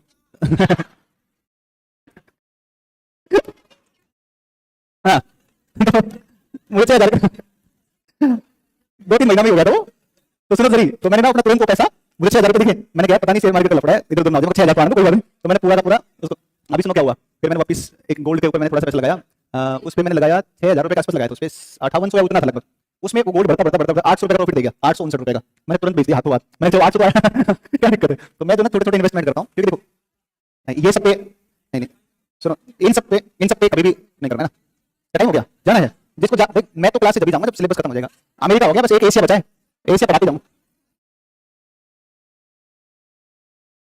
कल, कोई चक्कर नहीं है, क्या हिम्मत कैसे होगी तुम्हारी, बता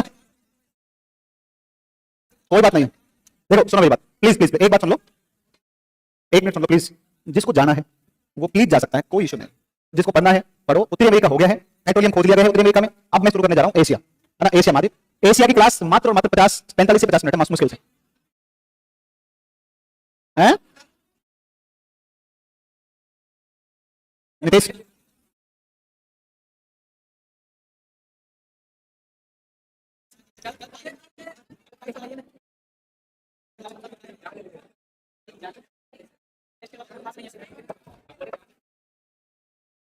तो सुनो, अब मैं सुनो सुनो सुनो सुनो,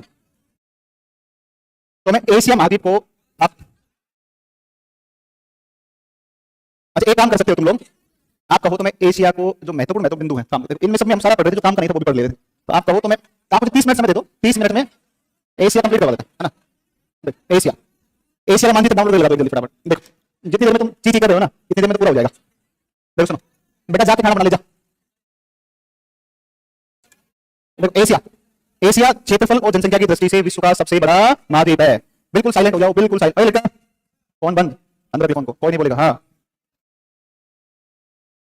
क्या 2 क्लास है ना, तो क्या होगा, अच्छी बात क्लास है तो ना ना, अरे 12 से 2 तुम आराम से खाना बनाना जो करना करिए ना भाई, ये कष्ट तो रहेगा जीवन भर ना, अभी 2 महीना तो रहेगा ना, हाँ एशिया क्षेत्रफल जनसंख्या में सबसे बड़ा महाद्वीप है, एशिया की नदी घाटियों को कहा जाता है सभ्यताओं की जननी, क्या कहता है, सभ्यताओं की जननी, सभ्यताओं की जननी, या इसको कहते हैं सभ्यताओं का पालना, क्या कहते हैं, सभ्यताओं का पाल, एशिया को कहा जाता है विविधताओं का महाद्वीप, क्या कहता है, विविधताओं का महाद्वीप किसे कहा जाता है, एशिया। अब हम सबसे पहले तो पढ़ते हैं इसके अंदर, एशिया के अंदर महत्वपूर्ण जल संधि है ना, जल संधि को पढ़ने के बाद में फिर अपन पढ़ते हैं इसके अंदर कौन कौन से पर्वत है, पर्वतों को पढ़ने के बाद पढ़ते हैं यहाँ की नदियां, पर्वत हो गए है ना, और फिर अपने इसमें झीलें कौन कौन सी है ना, पठार कौन, देखो सुनो एक बार, सबसे पहले जल संधि की बात करें तो एशिया के अंदर जो महत्वपूर्ण जल संधियां हैं उन पर आप आओगे एक बार, देखो यहाँ से आप चलोगे तो ये जो जल संधियां यहाँ पे आपकी आएंगी है ना, ये यहाँ पे आपका जल संधि आती है, उसमें आपका ये जो है ये यहाँ पर एक प्रायद्वीप मिलता है, इसको बोलते हैं कम चटका, कौन सा है, कम चटका प्रायद्वीप है, कौन सा प्रायद्वीप है, कम चटका प्रायद्वीप है, और यहाँ से ये वाला जो है इसको बोलते हैं कौन सा, इसको बोलते हैं अलास्का, क्या बोलते हैं इसको, अलास्का बोलते हैं यूएसए, अलास्का बोलते हो यूएस, और यूएसए बोलते हैं उत्तरी अमेरिका, क्या है उत्तरी अमेरिका आ गया, ठीक है ना, सुनो एक बार, उत्तरी अमेरिका, ठीक है ना, नॉर्थ अमेरिका आपका आ गया, यहाँ पर उत्तरी अमेरिका आ गया, डर जाएगा अभी मतलब रहने दो, हो गया काम, ये तो बनाई लिया उतनी देर में तुमने ना, देखो यहाँ से आप चलोगे तो यहाँ से आपको ये मिलेगा और नॉर्थ अफ्रीका, और यहाँ पर जो जल संधि है इसको बोलते हैं बेरिंग, क्या बोलते हैं इसको बोलते हैं बेरिंग, क्या बोलते हैं बेरिंग, ले लो इसको कॉपी, हो गया अपना मानचित्र बनाने कौन दे रहे, वो तो अपना आलसी हो गए, ज्यादा तो बनाते नहीं है, तो ये है, और ये आपका कौन सा बेरिंग जल संधि, कौन जल संधि है, बेरिंग जल, देखो बेरिंग जल संधि से एक रेखा जाती है और ये रेखा यहाँ से जाती है और इसको बोलते हैं 180 डिग्री देशांतर, क्या बोलते हैं 180 डिग्री,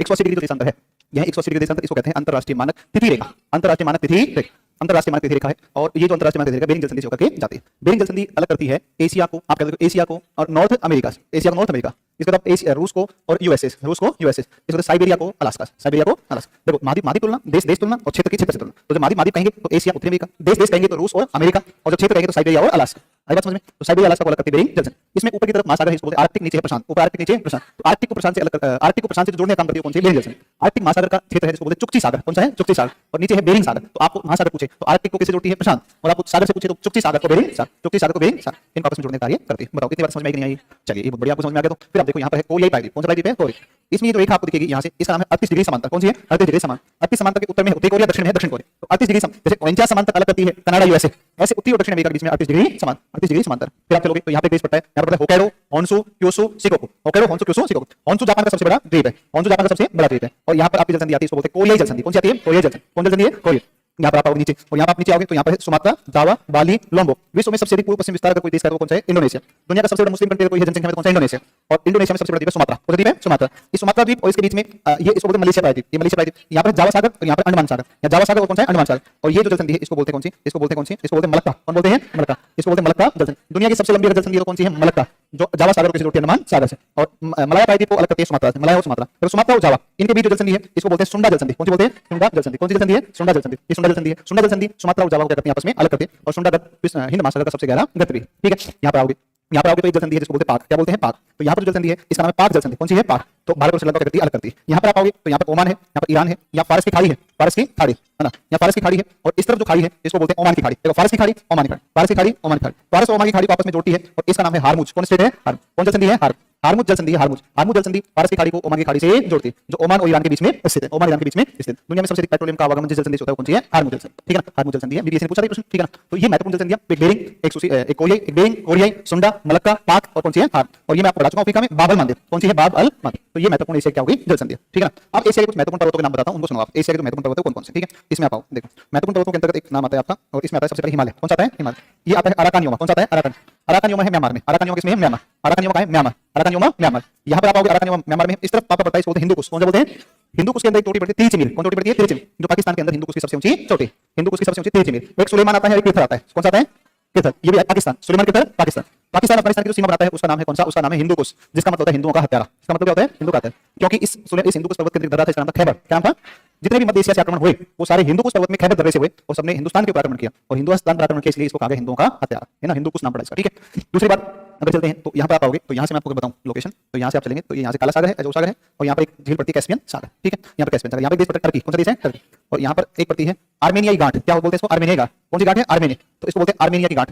आर्मेनिया की गांठ, आर्मेनियाई गांठ इसको बोलते हैं। आर्मेनियाई गांठ बोलते हैं, आर्मेनियाई गांठ। देखो, इससे एक है एल्बुज, और एक कौन सा है? जैग्रोस। एक एल्बुज है और एक कौन सा है? जैग्रोस है।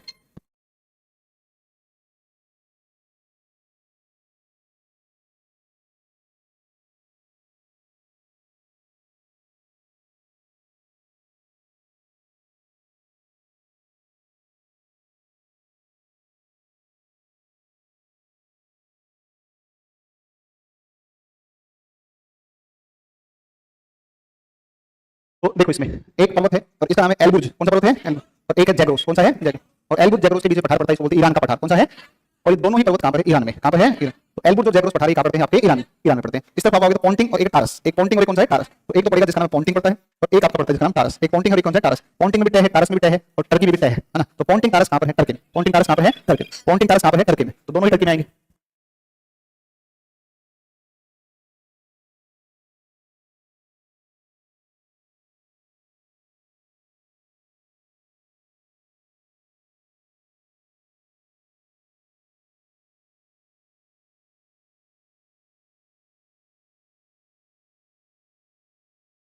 तो देखो, पॉन्टिंग और टार दोनों ही कहां पे? टर्की। दोनों ही कहां पे? टर्की। अगर मुझे ये पता होता ना कि सिलेबस आज कंप्लीट हो जाएगा तो आज ही घर चला जाता। ठीक है ना, बहुत दुख हो रहा है ना।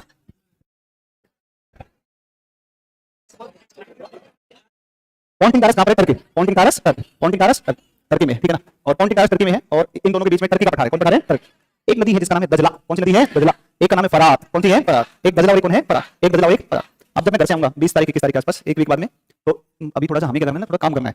मतलब मैं एक दो लोगों से बातचीत कर रहा था हमारी मैनेजमेंट के, तो हम सोच रहे हैं कि थोड़ा और अच्छा कुछ कर सकते हैं।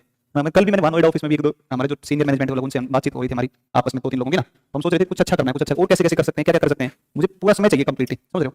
अब मैं घर जाऊंगा, जाके तुरंत घर से वापस आऊंगा, आकर फिर हम राजस्थान में शुरू किया लगभग 1.5 साल पहले, और राजस्थान में उसका रेस्पॉन्स हमारा बहुत अच्छा था, समझ रहे हो। तो देखो, यहाँ पर केजीएस का एक बहुत सिंपल सिस्टम है। कोई टीचर कितना भी 30 मार खाओ भले, है ना, लेकिन सिंपल बात है कि यहाँ बच्चा जो आके पढ़ाई करता है वो बच्चा किसी टीचर की शक्ल देख कर नहीं आता है। यहाँ पर बच्चा आता है ट्रस्ट पे आता है, ट्रस्ट किसका? खान सर का। ये बात मतलब ये सबको जान लेनी चाहिए बात। मतलब मैं खूब खुले मुझसे कहता हूँ इस बात, हमेशा मैं ओपनली इस बात को बोलता हूँ कि किसी भी टीचर को ऐसा लगे, मतलब चलो किसी से मुझे क्या मतलब, मुझे ऐसा अगर लगे कि मेरी वजह से कोई यहाँ पढ़ने आ रहा है, तो ये मेरा सिर्फ और सिर्फ वहम हो सकता है, इससे ज्यादा कुछ भी नहीं। असली नहीं समझे। तो यहाँ सिर्फ और सिर्फ बच्चा, कोई भी स्टूडेंट आएगा तो वो आएगा केवल ट्रस्ट पे, खान सर के ट्रस्ट पे। हाँ, फिर ये होता है कि खान सर के ट्रस्ट पर बच्चा आया तो फिर हम उसको क्वालिटी एजुकेशन प्रोवाइड करवाएं। अब चूंकि अकेले खान सर तो कर नहीं पाएंगे क्योंकि वो ज्यादा संख्या है, मल्टीपल बैचेज है, तो उसको फिर क्वालिटी की पढ़ाई मिल जाए, है ना। वो एक्सपेक्टेड जितना करके आए उससे ज्यादा कुछ ना कुछ मिले, कम ना मिले। तो राजस्थान के अंदर हमने जब लॉन्च किया ना तो अच्छा मतलब बच्चे खूब आए, ठीक है ना। तो अब हम थोड़ा सा राजस्थान में थोड़ा मतलब कमजोर पड़ रहे हैं।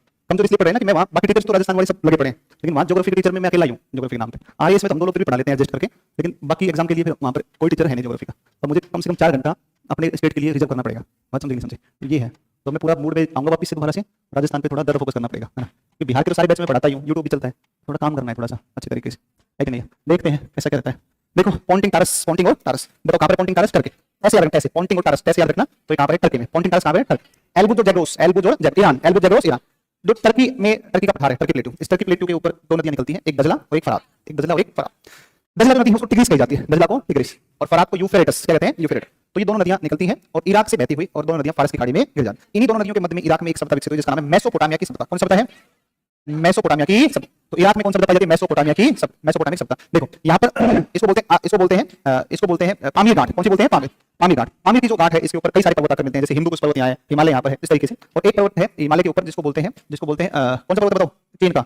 तो ये पर्वत है आपका कौन सा? अल्ताईसान तेनसान, है ना। तो एक पड़ता है आपका पर्वत चीन का, तो तिब्बत का जो पठार जिनके बीच में, तो ये आपका पर्वत पड़ता है, तिब्बत का पठार यहाँ पर आ जाएगा। अरे क्या कर रहे हैं?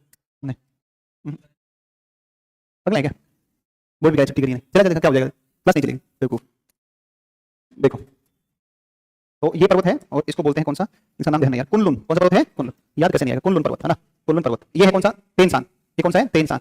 और एक पर्वत है इसको बोलते हैं अल्ताईसान। कौन सा बोलते हैं? अल्ताईसान। अल्ताईसान, अल्ताईसान है। और ऊपर एक मरुस्थल पड़ता है, इसको बोलते हैं गोबी का मरुस्थल। कौन मरुस्थल है? गोबी का मरुस्थल। तो ये गोबी का मरुस्थल मंगोलिया में, और गोबी का मरुस्थल का विस्तार चीन में मिलता है। गोबी का मरुस्थल मंगोलिया और चीन दोनों में पाया जाता है, मंगोलिया और चीन दोनों में पाया जाता है। तो मंगोलिया चीन दोनों में मिलता है गोबी का मरुस्थल। तीन मरुस्थल कोल्ड डेजर्ट है, जैसे लद्दाख है, ऐसे ही गोबी का मरुस्थल भी आपको मिलता है। चीन के अंदर एक मरुस्थल मिलता है जिसका नाम है लोएस। कौन सा है? लोएस पठार। और लोएस का पठार है, और लोएस का पठार कहाँ पर है? चीन में। कहाँ पर है? चीन में, है ना। तो ये कहाँ पर है? चीन में, ठीक है, चीन में है लोएस का पठार। और इस लोएस के पठार से एक नदी बहती है, इसको बोलते हैं हांग हो। कौन सी है? हांग हो। हांग हो, हांग हो नदी, हांग हो, या इसको हम पीली नदी कहते हैं, पीली नदी कहते हैं। हांग हो नदी को चीन का शोक कहते हैं। क्या कहते हैं? चीन का शोक, चीन का शोक कहते हैं, हांग हो कहते हैं चीन का शोक। और ये इधर एक सागर है, पीला सागर, इसमें आकर गिरती है, और ये लोएस के पठार से क्या होती है? प्रवाहित होती है। लोएस क्या होता है? लोएस एक जमाव होता है, रेत का जमाव होता है। पवनें जब चलती हैं तो पवनों के साथ प्रभाव होता है किसका? मिट्टी का, रेत का। तो जो मोटे कण होते हैं, तो मोटे कण तो लंबी दूरी तक चल नहीं पाते, लेकिन जो सबसे बारीक कण होंगे रेत के, तो रेत के अत्यधिक बारीक कण लंबी दूरी तक जाते हैं पवनों के साथ, और ये पवनों के द्वारा एक जगह पर इस बड़े क्षेत्र में रेत का कर दिया जाता है जमाव। अब देखो क्या होता है कि रेत की एक परत जमी, उसके बाद फिर दूसरी परत, उसकी तीसरी परत, चौथी परत, पांचवी परत, ऐसे सैकड़ों परतें जमा हो गई, और जो रेत है वो नीचे दब गया, रेत नीचे दब गया। अब ऊपर से दाब लगा और चूंकि बहुत नीचे चला गया तो ताप भी बढ़ा, उच्च ताप और दाब के प्रभाव में वो जो रेत है मैं किसमें परिवर्तित हो गया? चट्टान में। तो एक पठार बन जाता है, मतलब लगातार रेत का जमा होता है, टीला बन गया, एक बड़ा टीला बन गया, और वो रेत किसमें कन्वर्ट हो गई? चट्टानों के अंदर। ऐसा पठार कहलाता है लोएस का पठार। लोएस बालू के निक्षेप हैं, बालू के जमाव है, बारीक बालू के जमाव निक्षेप, है ना, ये लोएस का पठार। और इस पठार इस रेतीले भाग से बहेगी नदी जिसको बोलते हैं हांग। जब वो उस पठार से बहेगी, उस लोएस के क्षेत्र से बहेगी, तो जो पीला रेत है वो इसके अंदर मिल जाता है, इसलिए उस नदी का नाम पड़ता है पीली नदी। और जिस सागर में गिरती है तो उस सागर का रंग भी थोड़ा पीला पीला कर देती है, इसलिए उस सागर का नाम पड़ा पीला सागर। आई बात समझ में? तो पीली नदी, और क्योंकि इससे बाढ़ आती है इसलिए चीन का शोक कहते हैं हांग नदी। जबकि यांगती सिकियांग नदी है वो यांगती सिकियांग चीन में प्रवाहित होने वाली एशिया की सबसे लंबी नदी। एशिया की सबसे लंबी कौन सी है? Yangtze Sikiang. कौन सी है? Yangtze Kiang. Yangtze Kiang, Yangtze Sikiang के किनारे पर एक शहर पड़ता है जिसका नाम है संघाई। कौन सा पड़ता है? संघाई। चीन का सबसे बड़ा नगर कौन सा है? संघाई। जबकि चीन की राजधानी बीजिंग है। और इसी यांगती सिकियांग नदी के किनारे पर एक शहर पड़ता है जिसका नाम है वुहान। कौन सा नगर है? कोरोना कहां से आया? वुहान। कोरोना कहां से आया? वुहान। तो वुहान से आया, तो ये वुहान आपका आ जाएगा, ठीक है। वुहान और आपका जो संघाई दोनों यांगती सिकियांग नदी या यांगतजी कहते हैं। क्या कहते हैं इसको? यांगतजी। इसके किनारे स्थित है। मैंने कौन कौन सी नदी नाम बताई? मैंने बताया दजला, मैंने बताया फरात। दजला फरात के बाव क्षेत्र में कौन सी सभ्यता है? मेसोपोटामिया। मेसोपोटामिया। मैंने दूसरा आपको बताया जिसका नाम दिया मैंने, कौन सा? इसका नाम दिया नदी का नाम ये हांग हो, लोएस के पठार से बहती पीली नदी कहलाती है, और चीन का शोक। एशिया की सबसे लंबी नदी कौन सी है? Yangtze Kiang. Yangtze Kiang, Yangtze Kiang. और इसके किनारे पर एक नगर है वुहान, और एक इसके मुहाने पर संघाई। चीन का सबसे बड़ा नगर कौन सा है? संघाई।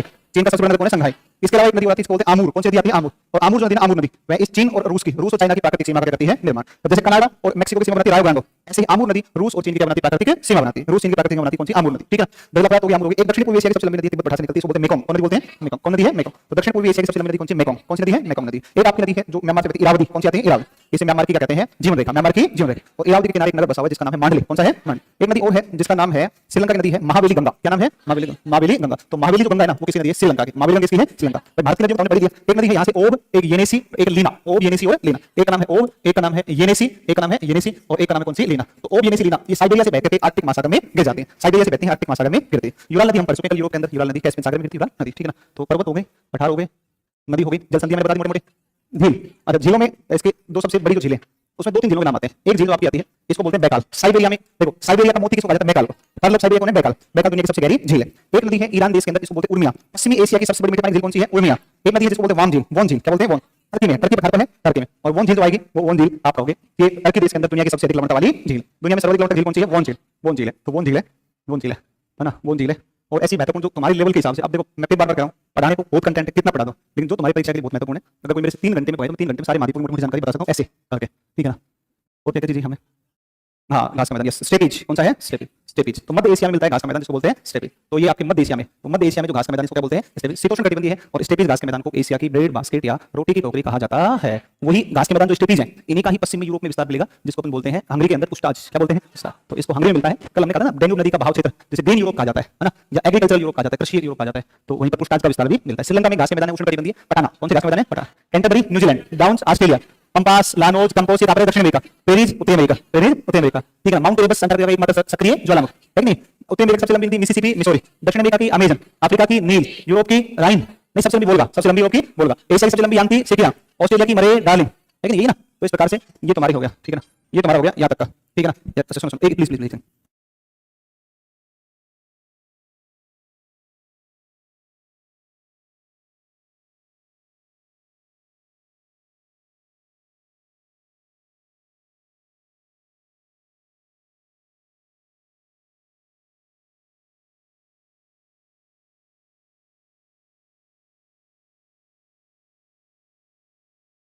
ये कुल मिलाकर तुम्हारी बात हो गई यहाँ तक की, ठीक है ना। देखो एशिया में ना खनिज कोई ऐसा विशेष नहीं है ना। देखो नहीं पढ़ाऊंगा, अरे सुनो सुनो सुनो मेरी बात सुनो। एक क्योंकि अभी ना मेरे पास कंटेंट तैयार है नहीं, उसको अपडेट करके पढ़ाना है। और मैं डेली शाम को जो 8 बजे क्लास पढ़ाता हूँ उसमें नेशनल पार्क करवाता हूँ पहले पहले। देखो यूट्यूब पर जाकर के आप ये मत समझो कि यूट्यूब पर तो सब पढ़ते हैं, हमें अलग क्लास में कुछ पढ़ाओ, वैसा कुछ नहीं है। स्टैटिक कुछ पोर्शन है मैं पढ़ा रहा हूँ, उसमें बायोस्फीयर मैंने हालांकि क्लास में करवाया है, वहाँ पर भी मैंने करवाया, ठीक ना। तो मैं कुछ कुछ कंटेंट आपको अब एक रामसर साइट जो है वो मैं आपको करवा दूंगा, ठीक है ना। आपको उसके नोट्स प्रोवाइड करवा देंगे एप्लीकेशन में, जैसे प्रिंट आउट आते हैं ये वाले, ऐसे ही नोट्स में हैंड रिटन बना करके और आपको ऐसे डाल दूंगा, प्रिंट आउट निकाल लेना उनका। और तो देखो भाई ऐसे तो ना पूर्णता कभी होती नहीं है, कभी कंप्लीट थोड़ी होता है ना। तो कुछ कुछ जानकारियाँ कभी कभी बीच में शेयर कर लेंगे ना अपने यूट्यूब के माध्यम से एप्लीकेशन पे, कभी भी ना। जो पॉकेट जीके के बच्चे थे उनको मैंने कहा था मैं सारे नोट्स दे दूंगा, कहा था ना। तो वो नोट्स अब जैसे ये नोट्स आपके पास आते हैं ऐसे ही नोट्स पॉकेट जीके में डलवा दूंगा ना। तो ठीक है मेरे हिसाब से देखो मैंने तो अपने स्तर पर मेहनत एफर्ट देखो पूरे लगाए हैं, है ना।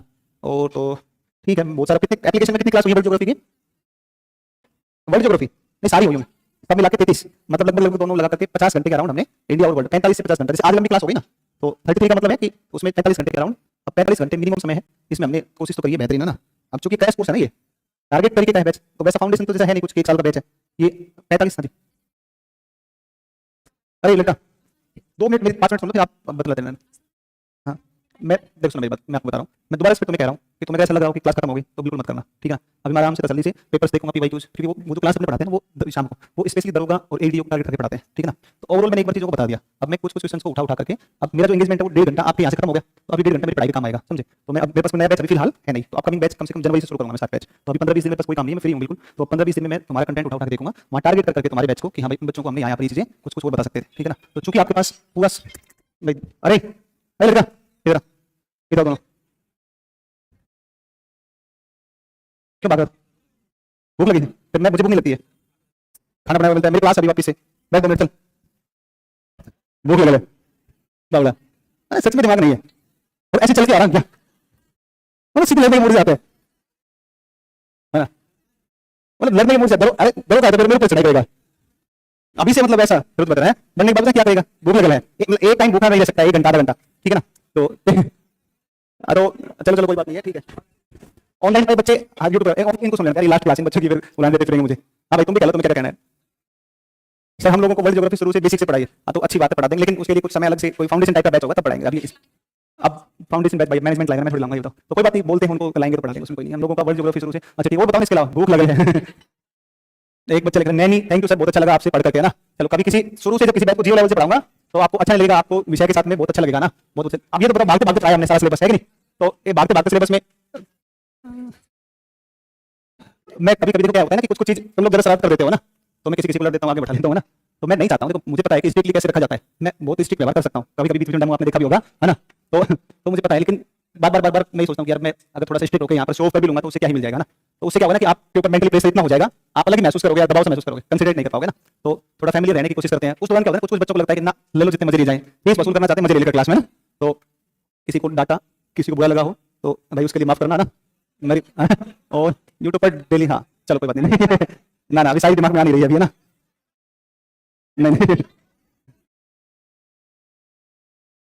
नहीं सारी नहीं, चलो आप अच्छा पीवाईक्यू नहीं करें, पीवाईक्यू करवा तो दी आपको, करवाए ना पीवाईक्यू। इसमें सुनो सुनो, अरे शायद याद ही नहीं आ रही है, नहीं सच में याद नहीं आ रही है, सच में याद नहीं आ रही है मोबाइल में देखना पड़ेगा। तो मतलब ये नहीं कह रहा सर, 2 चीज बता दो काम की जो पेपर की है, वो मैं शायरी सुना दूं तो। हाँ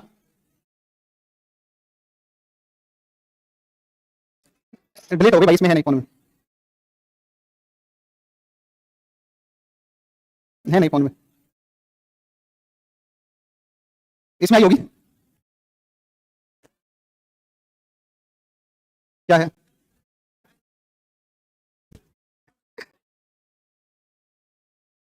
ये, ऐसे जला उला के पूरा लाख ये क्या करके लाए हो भाई? नहीं, काम की नहीं, सब अच्छी शायरी नहीं है ना। तो मैंने इसको लिखा था, ये तो सुना दिया मैंने आपको, हाँ, फिर से कि तलबदार तेरे हम जो राहें ताक रहे हैं, सुना था ना, सुना था तुम्हें?